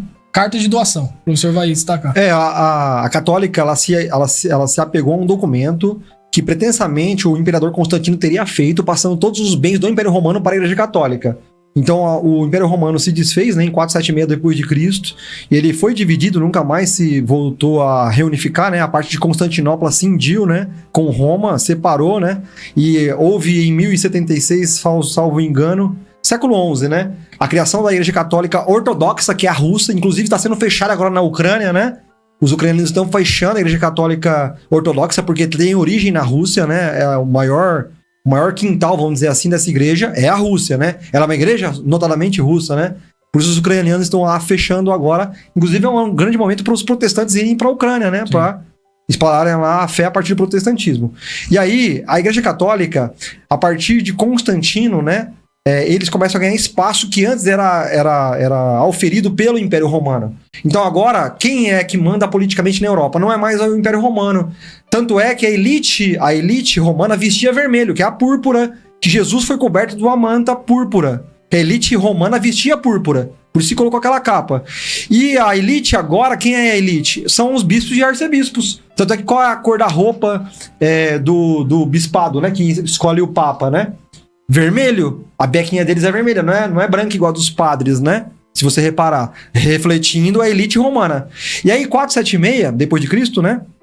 Antes nós temos o 313, não é? Que se proibiu matar cristão e em 380, 390, o cristianismo foi oficializado como a religião oficial da Europa pela católica. Então, primeiro proibiu matar cristão, Constantino, e depois oficializou o cristianismo. O Constantino teria feito um documento, repare no tempo verbal, né? Teria feito, como é que ele fez? Ele teria feito um documento, na verdade foi a católica que fez, em que ele passou todos os bens do Império Romano para a Igreja Católica. Só tem que o Lorenzo Valla, lendo o documento, ele percebeu que tinha uma palavra ali de forma anacrônica, que era satrápia, sátrapas. Então ele percebeu que aquilo não cabia naquele documento, nem naquele latim da época, que o documento pretensamente seria. Então ele foi analisar o documento na gramatura. Esse papel é um papel da época? Não era papel, era um pergaminho. Esse pergaminho é um pergaminho que poderia ter naquela época, lá no século IV, no século III? Sim. Tá, e essa linguagem aqui, esse latim, era um latim da época. Exemplo, vai, para você, telespectador. O português não é o mesmo. Farmácia era com PH. Então, o português de hoje... Lembra dessa, Gesiel? Gesiel não, porque é muito novo. Então, o Gesiel não pegou vossa Mercedes. Porque a palavra não era você. A palavra era vossa Mercedes. Obrigado. Obrigado não é uma palavra, obrigado é uma frase. Eu estou obrigado a lhe retribuir o favor. Por isso que as mulheres falam obrigada. Eu estou obrigada a lhe retribuir o favor. Então nós vamos criando corruptelas. De vossa Mercedes passou para vossum ser, vós mercê e você. É a gradação das palavras. Então o português de hoje não é o português de 1920. Assim como o latim da época do documento não era o latim da época. Eles perceberam que o documento, resumindo, o documento, ele tinha um latim muito posterior. Ele não tinha um latim arcaico. Aí o Lorenzo Valla, que ele tá falando aqui, vai perceber assim, não, peraí, esse documento aqui é uma fraude. Esse documento não foi o Constantino que fez. Quem fez foi a própria católica, porque tá errado o latim. O latim aqui devia ser um latim muito mais antigo. Não devia ser farmácia, devia ser parmácia, com PH. Só para os telespectadores perceberem, porque o intelectual, né? Não tô sendo arrogante aqui, tá, irmãos? Nós acadêmicos temos que fazer o grande público entender, né? Então é a mesma coisa que isso agora. Como se ele tivesse achado, num documento de hoje, escrito farmácia com PH. Aí o Lorenzo Valla disse assim, mas peraí, em 2025 ninguém mais escreve farmácia com PH. Tá errado esse documento não é de agora. Entendeu? Esse documento é de 1920. Perfeito. E aí comentários aí são... por favor, não. Compensa falar aí, hein, Paulinho? Você. Pode ler. Rapaz, temos ali o Marcos... Do Marcos pra baixo, né? Do Denilson ali. Podcast pra ver mais de uma vez. Porque é muita coisa. Ele falou perfeito no finalzinho. Ó. Aí veio o Marcos Sacramento, 2 grandes pensadores, professor Marcos Marcos e Luciano. Grande Quinha de Madureira. Marcos Luciano sou eu, né? Meu nome é Marcos Luciano, meu nome é composto. Marcos Luciano. Ele é Lucas Freire. É o Marquinho Quinho de Madureira, né? É o Já Quinho. esteve aqui com a gente umas vezes, pastor Edilson, grande homem de Deus. Gente boa demais, o Quinho, né? Também tem Graça Santos, né, pastor Paulinho? Isso mesmo. Meu Deus, quantas informações importantes. Fica assistindo. Estavam pedindo aí parte Desculpa, 2 com a irmãos. Raquel. Quem é Raquel? Hã? Raquel. Falaram parte 2 com Raquel. Não sei quem é Raquel. Pediram Sabe? parte 2 com Raquel aí. Alguma Não, eles professora? também pediram parte 2 com a Sara. Sara também? Alguém colocou aí. Podia fazer Sara parte lá, dois. da professora? Eu não sei quem Não, é. deve ser. Depois manda aí quem é, nós vamos É isso. Depois manda mais informação pra gente saber quem é aí. Aí depois vem ali, aqui, Paulinho. Oficial, boa tarde, Pai do Senhor Jesus dos Irmãos. Depois vem a Raquel. Que podcast foi esse? Impactadora. Isso é uma aula de faculdade. Não foi uma aula, sim uma aula de faculdade. Gratidão. Obrigado, Deus abençoe. Muito bom. O tema top. Colocou aqui outro irmão. Depois Se perdeu vem aí não, né, Ailda. Peixe? Depois Não, vem tô a aqui. Hilda aí. Glória a Deus. E você que está nos ouvindo, Ó, pode o último seguir de novo aí, ó. Glória a Deus, quero a parte 2. Muito bom. A primeira vez que está nesse podcast tem conteúdos como esse e muito outros também relevantes que você pode seguir na nossa página aí oficial. Roda de Amigos, podcast Edificando Vidas, né? Então você pode também se inscrever no canal e dar aquele like, porque isso ajuda no nosso engajamento. E vamos continuando que esse bate-papo tá muito bom. Vamos deixar o Lucas prosseguir. Não. Ele Vou dar um salto. Foi só um parênteses da fala do Lucas. Vou dar um salto histórico, né? Aqui, porque é muita coisa, né? Senão a gente não acaba. A gente não acaba, a gente não chega nem no desdobramento, fica só no contexto histórico. Mas o contexto, ele é importante porque ele vai demonstrar que tudo que vai ocorrer, Lutero, ele tá com um pote cheio já. Então ele coloca só a última gota. Então, legar a Lutero um movimento só dele não é verdadeiro. Ele veio reunindo documento, né? E provas e tal. pra poder... Ele chegou no momento certo e no tempo certo. E aí, quando o Lourenço Vala faz esse movimento, você tem esse movimento às fontes. Então, polula isso. Muita gente vai voltar a ler a Bíblia sem o comentário. Não, peraí. Agostinho é gigante. Mas vamos ler a Bíblia no comentário aqui. Sem o comentário. Porque no comentário entende-se que era enviesado. Então ele era tendencioso a uma ideia muito... que levava a um único caminho. Tinha né? um pensamento dele além da Bíblia, né? E aí havia uma valorização única disso. O comentário, por exemplo, vou citar um comentário aqui que é o Cidade de Deus, no texto do Agostinho. Agostinho tá vendo a queda do Império Romano, ele escreve um livro chamado Cidade de Deus, que ele vai tentar descrever como viver no reino dos homens, estabelecendo o reino de Deus, mais ou menos isso. Então ele vai dar ênfase ao poder e autoridade papal, por exemplo. Então, parte dos protestos, e essa é uma palavra importante, você primeiro tem uma reforma para depois ter o protesto. Muito bom.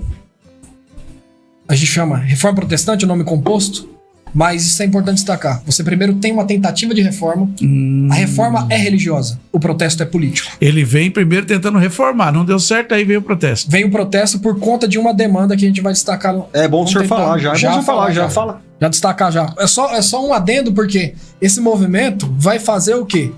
Os reformadores tentar voltar ao texto. E aí, quando nós temos Lutero, deixa eu achar aqui a data para mim ser fiel, ele vai ser questionado para refazer a sua afirmação. Voltar atrás nas suas teses. As 95, voltar atrás. O Papa Leão X chama ele e diz: Lutero, abandone esta heresia. E essa é a palavra. E aí ele fala aquela frase que marca, e eu até falei na nossa chamada, né? Isso. A minha consciência cativa a palavra de Deus. Não abandonarei essa verdade. Ou seja, vou ficar com a Bíblia. Então, Lutero, quando ele elabora essas 95 teses, ele vai tentar lidar com esse problemaço que está diante dele, que é como ele estabelece. E ele vai propor essa reforma na igreja. Agora, quando ele afixa essas 95 teses em 31 de outubro de 1517, o que vai acontecer depois? O Lutero, ele vai ser chamado mais uma vez. Quem é o imperador dele é o Carlos V. E ele vai ter um grande problema, que é lidar com essa heresia. No momento em que ele vai lidar com essa heresia, qual que era o processo jurídico? Qual que era o processo jurídico? Devido ao processo legal. Devido ao processo legal era ouvir a pessoa, e só que Lutero se apegou a uma brecha jurídica que tinha na época, para não ser aqui cansativo. Ele se apega a uma brecha jurídica. Por quê? Quem era expulso da religião, se você comete uma heresia, você é expulso da religião e do Estado. O Estado. Você não pode ficar no mesmo Porque o monarca é católico e tem parceria com o Papa. Isso. E é de cumprir as ordens do Papa, que eu acabei de falar do Pedro II, tinha que acatar a bula sílabus. Perfeito. Então ele tem que sair da Alemanha. Só tem que, na Alemanha, você já tem brechas de que o imperador Carlos V colocou uma brecha lá. Uma brecha jurídica de que o súdito pode ser expulso da religião, mas se manter no Estado. Então ele usa o termo jurídico, que é protestio. Então agora ele vai usar o termo protestio para protestar contra a acusação que fora feita a ele. Então agora é reforma protestante. Em 1517 não tem nada de reforma protestante, Não só tem reforma. Tem reforma. Ele não quer abrir outra igreja. Perfeito. É bom o senhor falar do protesto, quando é que nasceu, os concílios lá. Tô tentando achar aqui Tá tentando achar. a data específica para destacar a ideia do protesto. E aí a gente tem essa questão, né, do Lutero protestando e estabelecendo esse protesto que marca o que nós chamamos de reforma protestante. Passou de uma reforma religiosa para uma reforma e um protesto político. Enquanto o mestre Lucas vai achando, deixa eu alargar o contexto, né, do que aconteceu, né. 1517, ele pregou as 95 teses. Cronologicamente falando, irmãos, o que vocês têm que ter em mente, né? Ele vai ser expulso da católica, depois do processo, devido ao processo legal, né? Dele se defender, e ganhou, né? Muito bom orador, professor, né? Professor é folgado, né? 529? E ele... 529. 529. E ele sabia Romanos de cor, né? De cabeça. Lutero sabia de cabeça o livro de Romanos. E aí, uma vez expulso, ele vai ser escondido pelo príncipe da Saxônia, né? Ele foi escondido, traduziu a Bíblia do latim para o alemão, e isso faz com que a nação Alemanha se amalgamou, né? Se solidificou em torno de um livro, qual? Bíblia. Olha isso, irmãos, que lindo. Espetáculo. O país hoje que você conhece como Alemanha se chamava Sacro Império Romano Germânico, né? Não era esse nome, a Alemanha era Sacro Império Romano Germânico. Sacro, religioso, romano, porque tem origem em Roma, eles vão defender origem em Roma, né? Sacro Império, povo que se propõe expansão territorial, né? Sacro Império Romano Germânico. As terras de Luís o Germano, né?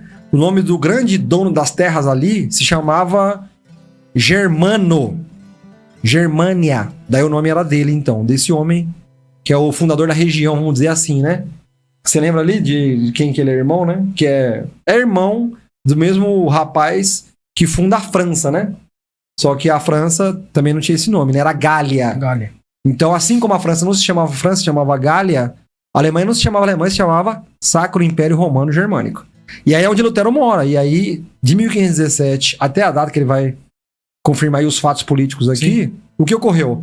Ele vai ser julgado, condenado, expulso da católica. O príncipe da Saxônia escondeu ele, dá ele como morto, enterra uma pessoa lá, fingindo que ele sendo enterrado.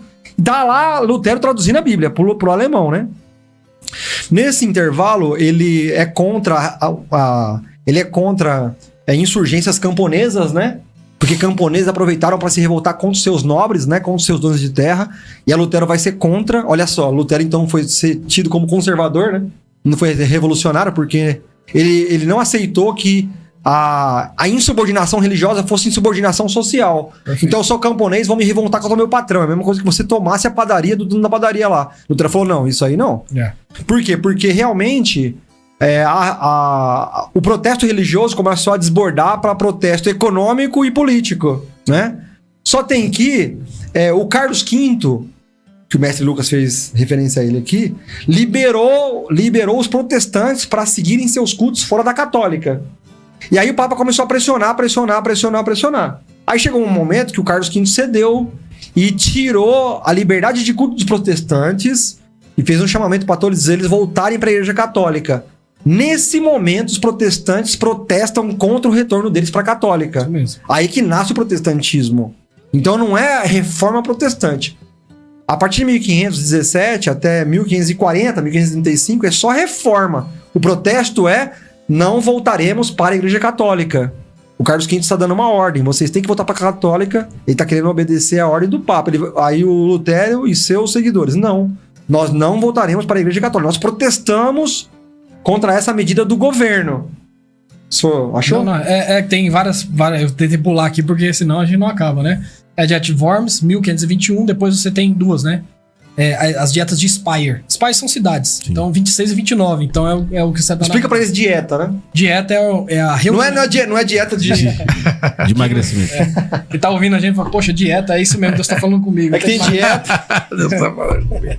É que tem dieta e concordata, né? Por exemplo.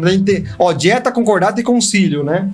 Desculpa. Dieta é reunião de bispos e autoridades pra reunir acerca de... se inclinar acerca de alguma coisa, né? Então você tinha uma demanda chamada de dieta. E aí eles se reuniam. Então você tem a dieta de Speyer, 1529. Eu recuperei aqui para ser categórico, né? E aí você tem o protesto, que é o protesto em 1526. Eles, na verdade, 29, estão atrelados nessa resolução de Speyer de 1526. Que é: cada estado deve viver e governar e agir para com seus estudos de maneira justa. Essa é a ideia. Diante de Deus e da majestade imperial. Baseado no princípio constitucional, que é: o protesto servia de ação jurídica que protegia minorias contra decisões majoritárias injustas. Esse era o protesto. Era proteger minorias contra decisões majoritárias injustas. Era esse elemento é o ponto decisivo dos protestantes. Aí o Lutero evoca, junto com: nós protestamos. Nós não voltaremos mais. Nessa altura, Lutero tinha abandonado o celibato, já tinha casado com Catarina Vambora. Não nem pra voltar. Você acha que ele quer descasar o camarada? Não, vai descasar não. O cara tá mais feliz que nunca, né? O homem tava em lua de mel. Ele não tinha... Provérbios 30, 18 e 19. 4 caminhos que eu não conheço. O quarto caminho é o corpo de uma donzela. Você acha que o homem ia voltar? Não, ele conheceu a bênção de ser casado. É mais ou menos assim: Lutero, descasa aí, meu amigo. Não vou descasar.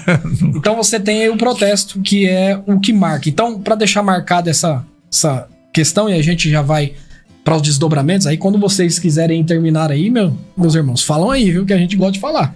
Dieta, mais específico aqui, mestre Lucas, se eu me permite ampliar, né? O dieta se refere aqui, para ser bem específico, tá, irmãos? Aos dias de reunião, né? Aos dias de reunião do encontro desses bispos, arcebispos, para tomarem uma decisão não somente religiosa, mas política, econômica, social e tal. Então, dieta. Porque nós temos os termos, né? Dieta, concílio, conclave, né? Então, isso é importante. Nós fomos bastante nesse tempo agora, né? Caiu bastante na mídia a ideia a igreja protestante formada a partir de concílios. A Bíblia foi trabalhada a partir de concílios. Isso. E ficou muito midiático isso aí, ficou bem popular. E muita gente tomando um assunto que não domina. E isso é legal falar que existiu essa ideia, por exemplo, de dieta, a reunião específica, e o concílio dá um contexto aí do que era o concílio em si. Porque a gente teve alguns concílios importantes, né? Eu acho que é legal o mestre Lucas, se você me permite, mestre, pautar o senhor. Eu acho que é legal o mestre, a gente ir caminhando para o final, né? Falar de 2 elementos. O primeiro, né, que é... A gente já falou de bastante coisa, mas sim, tem 2 elementos que nós julgamos importantes. Mestre Lucas e eu conversamos muito sobre esse assunto, né, de modo que facilita o bate-papo, como vocês estão vendo, né? Nós compartilhamos biografias, autores e tal, a gente cita no final aqui, eu vou mostrar esse livro importantíssimo, você já mostrou, eu vou voltar a ele, mas eu acho que um dos elementos, além da educação, que eu disse para os irmãos que eu bateria aqui muito, por isso que eu trouxe esse livro, eu acho que realmente é a questão do questionamento da autoridade. Não somente da autoridade papal, mas da autoridade de um político. Uhum. Esse foi um dos pontos da reforma. Então, além deles questionarem, né, reformarem o quê? Não pode um membro eclesiástico ter envolvimento sexual, nicolaísmo. Uhum. Não pode vender cargo eclesiástico, simonia. Não pode vender perdão, indulgências. Além desses elementos, traduzir a Bíblia, que já foi dito aqui, reforma educacional. Agora eu gostaria que o mestre Lucas ampliasse esse elemento de... Eles questionaram, Romanos 13? Romanos 13. Toda autoridade é constituída por Deus. Então isso quer dizer que toda autoridade pode cometer arbitrariedades? Porque se toda autoridade é constituída por Deus, então Adolf Hitler, você não tem que protestar contra ele. Toda autoridade é constituída por Deus. Adolf Hitler foi uma autoridade. Ele foi chanceler alemão, votado e concordado ou aceito pelo povo alemão. Então, se toda autoridade é constituída por Deus, se o Lula fizer caquinha, eu não posso falar nada. Porque toda autoridade é constituída por Deus. Aí eles entraram nesse debate, nesse embate. Peraí. O Carlos V, que é o Hitler da Alemanha, e nosso Lula aqui no Brasil. O nome dele era Carlos V. Ele não era presidente, ele era monarca do Império, Sacro Império Romano Germânico. O Carlos V é o Lula da vez, é o Hitler da Alemanha da vez. E aí eles vão fazer o seguinte, peraí, e agora? Ele mandou nós voltar para a Igreja Católica. Obedece ou não? Já que toda autoridade é constituída por Deus e deve ser obedecida. E aí, mestre Lucas, como que resolve esse imbróglio? Obedeço ou não obedeço? É um paradoxo, né? A ideia de que, como eu desobedeço, como eu mantenho a minha obediência a Deus, mas ao mesmo tempo desobedeço a autoridade constituída, logo citando do Romanos capítulo 13. Constituída por Deus. Constituído por Deus. Toda autoridade constituída por Deus. E aí tem uma frase do Lutero que ele fala: em assuntos, a base religiosa do protesto. Vou ler aqui, assim literal. Em assuntos relacionados à honra de Deus e à salvação da alma, cada qual deve comparecer perante Deus e responder por si próprio. Por isso ninguém pode se desculpar pela ação ou decisão dos outros, quer constitua a maioria ou quer constitua a minoria. Então, justamente é o que ele destacou no sentido das revoltas camponesas. Agora, a grande questão é, como é que nós vamos lidar com esse autoritarismo? Aqui que é a palavra central. A autoridade e o autoritarismo. Essa é de novo, quando nos ouvem falar sobre isso, fala assim, não, isso é só uma verborragia, é uso de palavras desconexas. Não. A autoridade é aquela que nós falamos de legitimada. Autoritarismo é o desuso abusivo de uma autoridade. Exagero. É o exagero. É o uso desmedido daquilo. Tanto que a palavra liberdade... O que é liberdade? Se nós fôssemos definir liberdade, nós teríamos definido a liberdade como a não dominação por um poder arbitrário. O Kant, né? O Kant vai dizer assim, que liberdade e dignidade, né, da pessoa humana é submeter a leis das quais eu fiz parte para produzi-la. Então isso seria a autonomia, o Aufklärung, que a gente entrou hoje lá sobre o iluminismo, né? O que seria o esclarecimento, o que seria a liberdade, o que seria a autonomia dos povos, que o Lula até fez referência a isso, né? Onde é que está a autodeterminação dos povos, né? O Trump não pode atacar embarcações em águas internacionais estrangeiras, né? Ele não pode atacar embarcações a pretexto de que lá tem drogado ou droga, né? Lá tem traficante, né? Então o Lula disse isso, de que o Trump não tem o direito de atacar barcos venezuelanos ou de que parte da Venezuela, né, para os Estados Unidos para traficar droga. O traficante deveria ser sujeito ao devido processo legal, ser preso, ser julgado e, uma vez sendo condenado, se manter preso. Então o Lula tá defendendo isso. Tá certa a frase do Lula? Tá certo. Mas, e a medida agora para contenção do tráfico, né? Tanto é que ele foi infeliz nessa fala, né? Disse que os traficantes são vítimas dos usuários de droga, né? E tudo bem. Mas vamos voltar para cá, senão a gente não termina ele. O mestre Lucas está apontando agora o seguinte elemento. Onde é que está a soleira da porta, né? O limiar, né? Limiar é a soleira da porta. Onde é que é legítimo, onde que é não legítimo, né? Então até que ponto você deve obedecer ao Lula? Você deve obedecer ao Lula em tudo que ele disser? Ou qual que é o limite? Quem põe e quem mostra o limite? Qual que é a ação do Lula que você vai desobedecer segundo a Bíblia? Já que lá toda autoridade é constituída por Deus e devemos a ela respeito, obediência, periri. Vai lá, mestre. É isso. E aí eu vou evocar aqui um autor que é o Baruch Spinoza. Baruch Spinoza escreveu um livro chamado O Tratado Teológico Político. Ele é um judeu serfadita que vem da União Ibérica. União Ibérica é a união entre a coroa espanhola e a coroa portuguesa. Que nesse período pós-reforma vai se estabelecer como Império Católico. E Século XVII. Século XVII. 1600. E dentro disso você tem a paz de Westfália, ou Westfália, que vai estabelecer: cada rei determina a religião.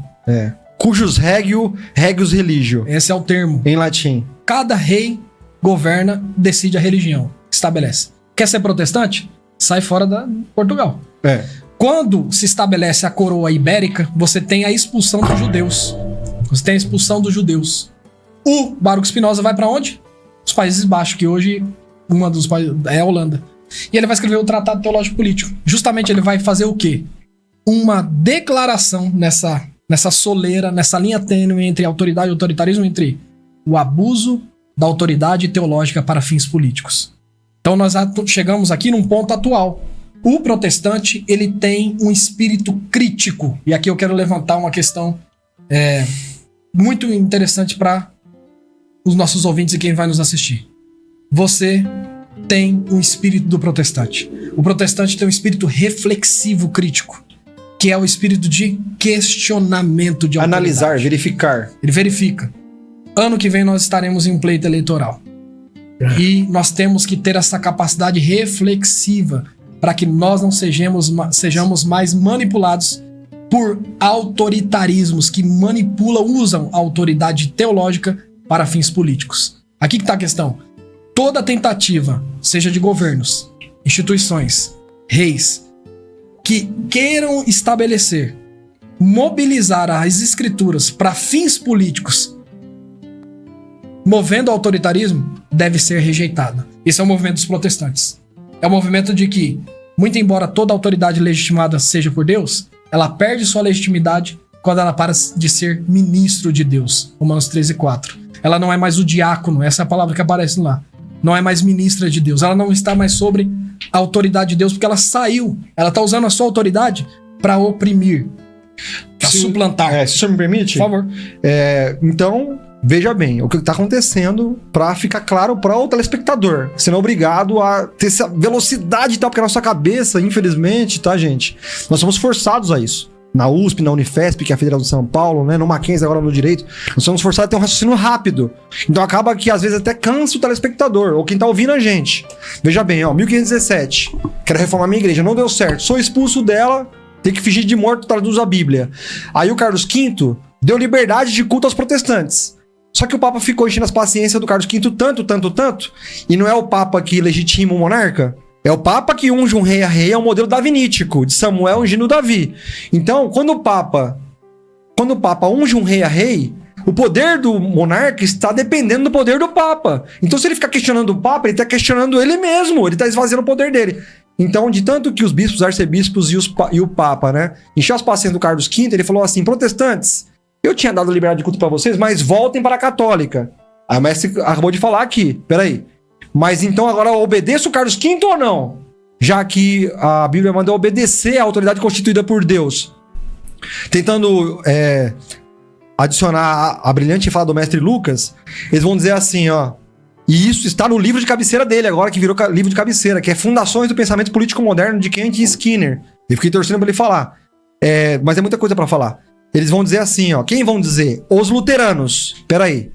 Se a lei do governo é uma lei que invade a minha esfera privada de foro íntimo, que é a minha relação com Deus e onde eu quero cultuar, então essa lei não é válida. Vou repetir. Se a lei fere a minha consciência e questões minhas privadas, porque religião é foro íntimo, é foro privado. Ah, mas religião não tá ligada com a política? Por isso que separou-se política e religião, que é de foro íntimo. Não me interessa o que você vai fazer na sua casa. Não me interessa a qual Deus você se dobrará. Não pode o Estado interferir nisso. Por isso que eles sugeriram separar política e religião, porque é de foro íntimo. É você que decide na sua mente. Então, se é coisa de foro íntimo, se é coisa do privado, como é que o governo vai decidir? Me entendam aqui, tá? Eu tenho essa mente comparativa, né? Assim como eu fiz com Carlos V e Dom Pedro II. Imagina o Estado decidir agora, e vou avançar aqui, me permitam, tá bom? Invasão. Imagina agora o prefeito de Carapicuíba decidir quantas vezes você vai coabitar com a sua esposa. Ó, pastor Edilson, agora você vai coabitar, você vai ter intimidade com a sua esposa só no final de semana. De semana não. Aí você, peraí. Então quer dizer que a hora que o prefeito manda na minha vida sexual, era isso que estava acontecendo. Então o Carlos V, na interpretação dos luteranos, o Carlos V extravasou, extrapolou a autoridade. Porque tá querendo mandar uma coisa que é de foro íntimo, que é de consciência. Por isso que ele usou a palavra consciência aqui. Não sei se eu ajudei, atrapalhei. Não, você elevou a quinta potência, 10ª potência. Mas é isso. E aí é essa distinção. Outro desdobramento, vocês podem intervir aí na hora que vocês quiserem. Eles estão dali só assim, mas eu queria estar anotando, eu queria estar com o caderno. Não, tá excelente. Outro desdobramento, que é a gente tem um desdobramento, por exemplo, da reforma, que é o grande reformador que vai estabelecer essa reforma na prática, que é João Calvino. E aí, sem fazer aqui o uso falou de Calvino, Eles são presbiterianos. Calvinistas. Eles são batistas, eles não são mais assembleanos de Deus. Nada a ver, irmão. Calvinismo é no sentido mais lato, mais largo. É um pensador de Bíblia.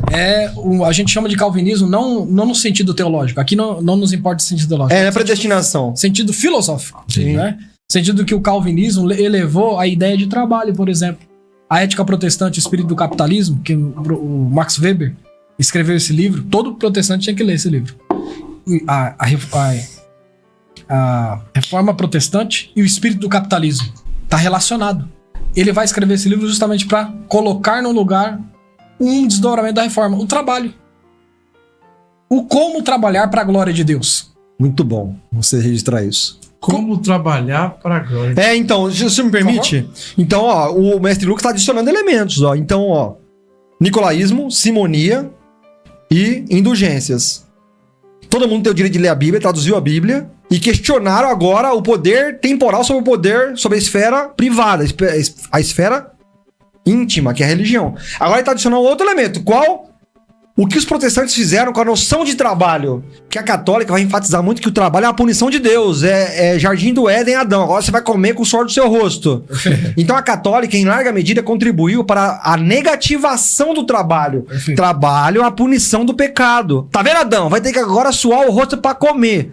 Você não sua mais o rosto, porque você é chefe de confeiteiro. Se você fica lá só dando ordem, tira açúcar, põe farinha, lava aquela louça, põe aquele doce no balcão, você soa. Você não Então sua. eu não tô mais cumprindo, né? Você não sua. Então você não tá cumprindo o que Adão. Deus falou. Deus jogou uma praga em Adão. Ela só vai comer com a suor do seu rosto. Quem trabalha de Uber nos Estados Unidos, aliás, um abraço aqui pro pastor Vanderilton, ele é groomer lá, tosa cachorro e lava. Ele não sua, é um trabalho que é uma uva, hein, pastor Vanderilton? Então você tosa um cachorro, ganha $200 em 1 hora. Você vai me dizer que ele tá debaixo da praga do Adão no Éden, que foi expulso? Não. Então a católica, por mestre Lucas da sequência, a católica negativou o trabalho. Perfeito. Então o trabalho é uma punição de Deus. O que os protestantes vão fazer com o trabalho? Ele vai positivar, justamente voltando para o texto. Perceba que o professor Luciano destacou a ideia de que a leitura do Gênesis estava equivocada, porque a gente relaciona o trabalho à queda. Sim. A gente trabalha porque Adão pecou. Não.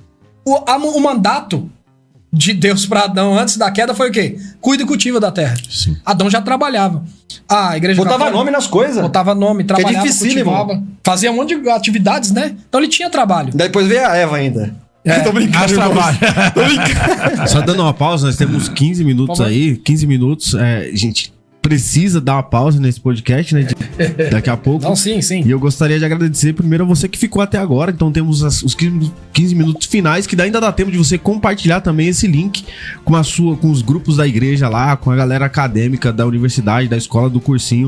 E isso vai cativar eles a procurarem mais informações, porque foi dado aqui várias informações para que vocês vão lá e procurem. A ideia do podcast aqui não é completar o assunto, porque a gente tá falando no mínimo até de Lutero, 40 anos, aí o processo da primeira tese, né, das 95 até o primeiro 529. desdobramento. Então a gente tá falando de quase 40 anos aí pra mais, só um dos reformadores, e isso aí vai se estender. Então a gente só tá dando aí pra você um link pra onde você vai começar a buscar. E você, professor de escola dominical, esse mês já tem que abordar esse tema, superintendência. Super Então vai importante. pra cima. Muito boa a fala. E pega esse gancho aí e se empolgue, se envolva com esse assunto, porque vai valer muito a pena. E você vê que não é só sobre religião, isso é o impacto em várias classes sociais, em vários métodos e até no estilo de vida. Isso é muito legal. Então gostaria de dar esses últimos minutos. Nós temos 290 pessoas ainda. Aí, que benção. Ficou, se manteve. Eu quero agradecer já, porque eu vou deixar os senhores falar. Então, hoje eu sei que esse assunto ele é bastante amplo. Denso. É denso, não dá pra interromper, que senão a gente perde o raciocínio. Mas fiquem muito à vontade aí. Trabalho, vai lá. Maravilha. Não, eu só vou falar de trabalho e depois educação, e aí a gente encerra, né? Que são os desdobramentos, né? Você tem desdobramento cultural, dá pra falar, as artes, nem vou entrar. Desdobramento cultural, desdobramento político, social, econômico, que é esse aqui do trabalho, que é a ideia de que o trabalho não como fruto do pecado, mas como vocação de Deus. O trabalho é pra glória de Deus. É uma vocação de Deus dada ao homem para que ele tenha lucro e que ele reparta entre as pessoas. Os reformadores leram o texto e falaram assim, não. O catolicismo romano fez a leitura, uma interpretação de que o trabalho era fruto do pecado. Não, o trabalho é uma vocação divina. Evocando Efésios capítulo 5. Aquele que roubava, o que faz agora? Trabalhe. E faça o que mais? Reparta entre as pessoas. Então o lucro é positivado. Eu vendo, eu sou um comerciante, eu vou vender, trabalhar muito, para que eu tenha dinheiro para que eu reparta com os pobres. Tem uma frase que diz, olha, o mistério dos pobres e o ministério dos ricos. Os reformadores chamavam isso de protestante. É o mistério dos pobres no mundo. Jesus falou assim, os pobres vocês terão todo dia, todo lugar. Vocês vão ter diante de vocês. É um mistério a pobreza, no sentido existencial. Claro que tem um pecado. Sim. Mas você tem o ministério dos ricos, que é o quê? Qual é o ministério dos Benevolência. Ricos? Devolver, entregar, repartir. Então a usura é colocada lá embaixo, no sentido de que o trabalho é positivado pelos protestantes. Por isso que o Max Weber escreve A Ética Protestante e o Espírito do Capitalismo. Evocando aqui, passando a bola pro professor Luciano, isso vai demonstrar por que os países colonizados por protestantes, desculpe aqui o nosso irmão... Os ibéricos. Portugal e Espanha. São o que são hoje. Professor, amplia aí esse ponto aí e a gente depois já... considerações. Os Estados Unidos, né? Os Estados Unidos são o maior exemplo disso, né? O Igor tá lá nos Estados Unidos, né? Foi aluno do Ágora, o pai dele, o pastor Vandeildo, você conhece bem, né? Isso. Ele chegou agora na loja, entregou o iPhone, acho que... Esse é o 14, né? Esse aqui. Ele entregou o iPhone dele, que acho que deve ser 15, não sei, 16. Deu mais $30 e pegou o iPhone 17. $30 você ganha em quanto tempo de serviço lá? Em 3 horas, em 2 horas de serviço. Porque um dia de serviço lá é no mínimo $80, $90. Então ele entregou o iPhone dele antigo, deu $30 e pegou um iPhone novo, 17. Foi isso que ele fez lá nos Estados Unidos. Acabou de fazer. E hoje os Estados Unidos ele tem 50 estados, né? O mais pobre é o Mississippi. E a economia do Mississippi, peço até que o mestre Lucas confirme ali, né? O PIB do Mississippi é o PIB da França. Então um estado dos Estados Unidos é a França inteira. Nossa. E esse é o estado dos Estados Unidos mais pobre, que é o Mississippi. O estado mais rico é onde o pastor Vandeildo está, que é a Califórnia. Eu nem sei quantos países da Europa são. Então hoje, a riqueza dos Estados Unidos, toda ela, né, todos os estados, 50 estados somados, a riqueza dos Estados Unidos são 15 Brasis. Então se você somar o Brasil, né, o produto interno bruto do Brasil, que é tudo que o país produz, produto interno bruto, tudo que o Brasil produz e exporta, né, soja, laranja, carne da Friboi, né, carne boa tem nome, Friboi, né, não sei se tem o jabá aí que eles pagam no programa de vocês. Vamos pagar agora. Então, se somar todo o PIB do Brasil... E somar todo o PIB dos Estados Unidos são 15 Brasis. Só pra você ter ideia, irmão, você que tá do outro lado aí. E o que isso reflete? O que isso tem a ver com a aula de reforma protestante? O que o mestre Lucas acabou de falar. Então, o Calvino vai dizer assim, ó, peraí, a católica tá dizendo que acumular bens é usura, é pecado. Não, não é não. Na verdade, Deus enriquece você e nós temos que ser ricos como? Nós temos que ser rico material, sentimental e espiritualmente. Por que eu sou rico material? Porque eu vou exercer o ágape, eu vou ajudar a sua família, eu vou bancar os estudos do seu filho que você não tem condições. Então é famosa a história de que a família do Martin Luther King Jr. pagou o nascimento de uma atriz de Hollywood lá. E aí depois eles foram e pagaram a educação dos sobrinhos, netos, filhos do Martin Luther King Jr. Então nos Estados Unidos é comum a família rica bancar a educação na universidade de famílias pobres. Isso é comum. É cultural. Então, os Estados Unidos são uma nação calvinista, protestante. O Brasil não, o Brasil é católico. Sim. As instituições são católicas, a hegemonia é católica. A nossa hegemonia não é protestante. E o protestante tem isso como regra de fé e prática. O quê? Se eu prosperei materialmente, é para ajudar a sua família. Então eu tenho que ser abundante, eu tenho que ser próspero. Eu tenho que viver uma vida em abundância material para te ajudar com grana.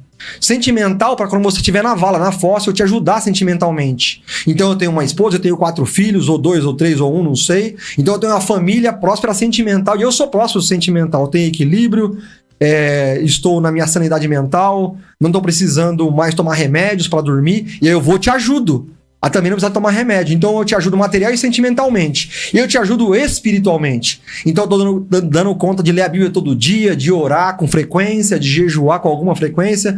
Então eu abundo também espiritual e vou te ajudar nessa abundância espiritual, porque eu estou abundando. Essa é a regra do protestante. Abundar em tudo. Sobrar, entre aspas, em tudo. Pra quê? Pra pisar em você? Não. Pra ajudar. Pra ajudar. E aí, qual que é a consequência disso? Se você olhar o ranking, você achou dos estados? Eu fiz um comparativo aqui. Se você olhar o ranking das universidades, a melhor universidade do Brasil é a USP, onde ele tá.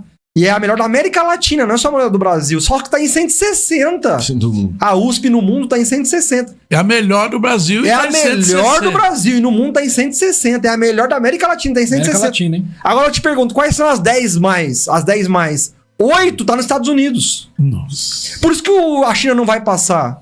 Vai dar 2060. A China não vai passar os Estados Unidos. Por quê? Porque as melhores universidades do mundo estão lá. É fato que tem sul-americano? Não tem. Mas a dinâmica é calvinista. É isso que eu tô te dizendo. As universidades têm bolsa. A universidade tem um fundo de amparo. Você vai estudar em Harvard e fazer direito igual ao Obama. Você é um negão, com todo respeito aqui. Sim. Você é um pretão negão. É comum estudar direito em Harvard? Não, mas o Obama fez. E ele é filho de imigrante. Então isso serve pra você. Você vai chegar lá e tem um fundo de amparo pra pagar pro seu filho e pra sua filha pra ele fazer direito na Harvard, que é a melhor universidade do mundo, uma das melhores. Então as top 10, 8 ou quantos aí? 10, né? 1, 2, 3, Não, eu digo 4, assim, 5, quantas 6. são americanas? 6. Das 10 melhores do mundo, irmãos. Irmãos, das 10 melhores universidades do mundo, 6 estão nos Estados Unidos. Mais de 50%. Você entendeu? É. Então a comunidade judaica lá é forte, os imigrantes no geral lá são fortes, mas estão todos dentro de uma cultura de amor pelas escrituras, amor pela leitura. Entendeu? Você quer falar do Estado americano? Não, né? Não. Eu Aí só deixa eu queria ler. lembrar pra você Ah. o fato do John Harvard. Fala. Não, a ideia de que a melhor universidade do mundo hoje, top 1, é a Universidade de Harvard. Ou fica em primeiro, segundo ou terceiro sempre, porque perde pro MIT, né? Algumas vezes, né? Mas esse ano voltou pra primeiro. Quem é? Por que o nome Harvard? Vem de um pastor chamado John Harvard. Ele era um protestante. O que ele fez? Ele abundou, ele lucrou. Ele pegou a biblioteca dele e doou para o colégio de Boston. E aí o que o colégio de Boston fez? Colocou o nome dele lá. John Harvard. Homenagear o pastor. Então, irmãos, você que tá aí do outro lado, orgulhe-se desse seu legado que é protestante, que é o quê? Um pastor deu nome a uma das grandes universidades do mundo, que se chama Universidade de Harvard. A universidade... E falam que a gente não gosta de ciência. Fala que a gente não gosta de estudar. Sendo que quem inventou esse negócio foram os cristãos. Um abraço pro meu amigo Darlan, inclusive, que é católico, apostólico romano. E deixa eu ler aqui, ó, pra finalizar minha parte e tal. Comprem esse livro se puderem, irmãos. O nome do livro é Teoria dos Sentimentos Morais. Então, assim como se diz que a Revolução Russa, em 1917, ela não deu certo porque eles não seguiram a cartilha do Marx. Se diz isso. Comunismo, socialismo. Não, a Rússia não deu certo no socialismo porque não seguiram a cartilha direitinho do Marx. Aí falam assim, já o capitalismo não deu certo porque os capitalistas seguiram a receita do Adam Smith e teve a crise de 29, teve as grandes crises do capitalismo, então o capitalismo não deu certo. Mentira. Deixa eu ler um texto pra você aqui, ó. Esse é considerado um dos pais do capitalismo, do liberalismo, que é Adam Smith. E o que ele era? Um protestante. Reitor de universidade, um crente leitor de Bíblia. Agora deixa eu ler um trecho pra você aqui, porque falam muito do livro... Era um reitor de universidade aí, ele. Reitor de universidade. Riqueza das Nações. Falam muito do livro dele chamado Riquezas das Nações, que ele fala muito sobre economia. Só que ele mesmo Adam Smith, falou assim, que é um protestante, tá, irmãos? Ele mesmo disse assim, ó, meu principal livro é Teoria dos Sentimentos Morais, ou seja, a economia está submissa à moral. Agora, qual moral? Ouça, ó. Livro dele, tá, irmãos? Tô lendo aqui pra ser fiel. Para acharem que eu tô sendo aqui partidário, tá bom? Esquerda, direita, não. Aqui é Bíblia. Que não é esquerda nem direita. Ó, o homem, dizem, consciente de sua própria fraqueza e de necessidade que tem da ajuda de outros, regozija-se ao observar que adotam suas próprias paixões, porque isso o assegura dessa ajuda. Mas sente-se triste sempre que observa o contrário, porque isso o certifica de sua oposição. Já vou explicar, tá? Todavia, tanto o prazer quanto a dor são sempre sentidos tão instantaneamente e com frequência por motivos tão frívolos, que é inútil, né? Que parece evidente que não poderiam resultar de nenhuma consideração egoísta desse tipo. Ó, agora, um homem se sente mortificado quando, depois de se ter esforçado para divertir a reunião, olha em torno e vê que ninguém senão ele próprio ri de suas graças. Ao contrário, a jovialidade... Não é esse trecho não, irmão. Desculpa, é outro aqui. Esse aqui é melhor, tá mais claro. Desculpa. Tem o tempo aí, né? Tem, tá tranquilo. Ó, e daí resulta que sentir muito pelos outros, e pouco por nós mesmos, restringir nossos afetos egoístas e cultivar os benevolentes, ou seja, viver pro outro, constitui a perfeição da natureza humana. Eu vou repetir, irmãos. Me permita. E daí resulta que sentir muito pelos outros e pouco por nós mesmos, restringir nossos afetos egoístas e cultivar os benevolentes constitui a perfeição da natureza humana. Então eu tenho que ganhar dinheiro não só para mim, mas para os outros. Continuando. E somente assim se pode produzir entre os homens a harmonia de sentimentos e paixões, em que consiste toda a sua graça e propriedade. E assim como amar o nosso próximo, do mesmo modo que amamos a nós mesmos, constitui a grande lei do cristianismo. Também é o grande preceito da natureza, amarmos a nós mesmos apenas como amamos o nosso próximo, ou o que é o mesmo como o nosso próximo é capaz de nos amar. Resumindo, eu não posso ganhar dinheiro, segundo Adam Smith, eu acabei de ler o livro dele, que criticam que ele é liberal, capitalista, egoísta. Ele está dizendo para não ser egoísta. Ele está dizendo para você ganhar dinheiro para abençoar os outros. Então ele é um protestante. Ele é um cristão. Ele é um reitor de universidade, Adam Smith. Que legal. Que além de escrever esse livro, escreveu Riqueza das Nações. Muito bom. Considerações finais, né? Rapaz. Infelizmente, vai ter que ter parte 2 ou um mês inteiro de aula aí. Muito bom. Eu quero já agradecer ao nosso professor Lucas. Eu quero agradecer a toda a audiência também que esteve conosco hoje nesse podcast. Foi muito produtivo, acho que deu norte para muita gente aí se achar em alguns temas. Acho que vai ser muito legal depois disso você evoluir com a sua pesquisa. Esse é o propósito do podcast Roda de Amigos aqui. Esse tema não se esfrie no seu coração, não se esfrie com os livros da sua cabeceira. De repente você estava procurando uma boa literatura, teve boas indicações aqui, dá uma pausa em alguns trechos tem alguns livros citados aqui. Isso é muito importante para que você não perca. Então vamos adiante, porque Roda de Amigos volta sábado que vem e eu quero aqui agradecer Marcos, Lucas mais uma vez. Pastor Edilson, sempre é um prazer estar em Roda de Amigos.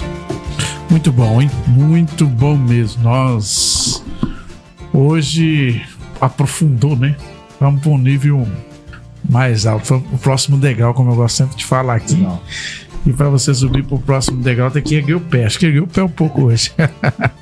Muito bom, Marquinho. Muito bom receber você aqui, evangelista Marquinhos, né? Tá aí na luta há muito tempo, né? Trabalhando e se envolvendo, estudando. O Lucas também, Deus abençoe o Lucas. Muito bom. Bom estar com ele, obreiro bom, menino de ouros, menino abençoado.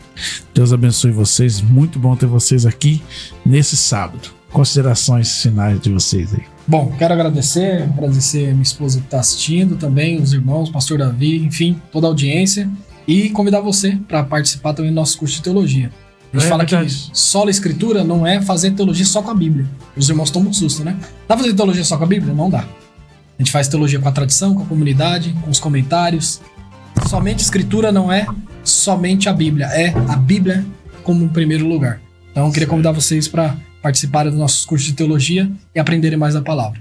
Muito bom. Agradecer, né, ao prestígio de vocês, né? A gente sabe que vocês estão aí há muito tempo já no podcast, né? Investindo, batalhando, labutando, né? Então vocês nos prestigiam e honram, né? E a audiência também, né? Que nos prestigia, nos honra. Todas as falas aqui muito bonitas, né? Muito honrosas. E nos estimula a continuar trabalhando, né? Nós entendemos a profissão como vocação. Então parte do nosso ministério é ser professor. É ensinar, tentar compartilhar, provocar, né? A reflexão, o debate. Nunca ausente de crítica no sentido de reflexão, provocação. E a gente pode se exaltar, pode se inflamar, mas o perdão tá aí, né, pra gente pedir um pro outro e continuar crescendo, né, continuar crescendo, se provocando. E um agradecimento mesmo ao Paulo, pastor Edilson, né, que sempre nos ama, nos acolhe aí. Muito bom. Isso. Obrigado a você, volte sempre, fique conosco e se inscreva nesse canal.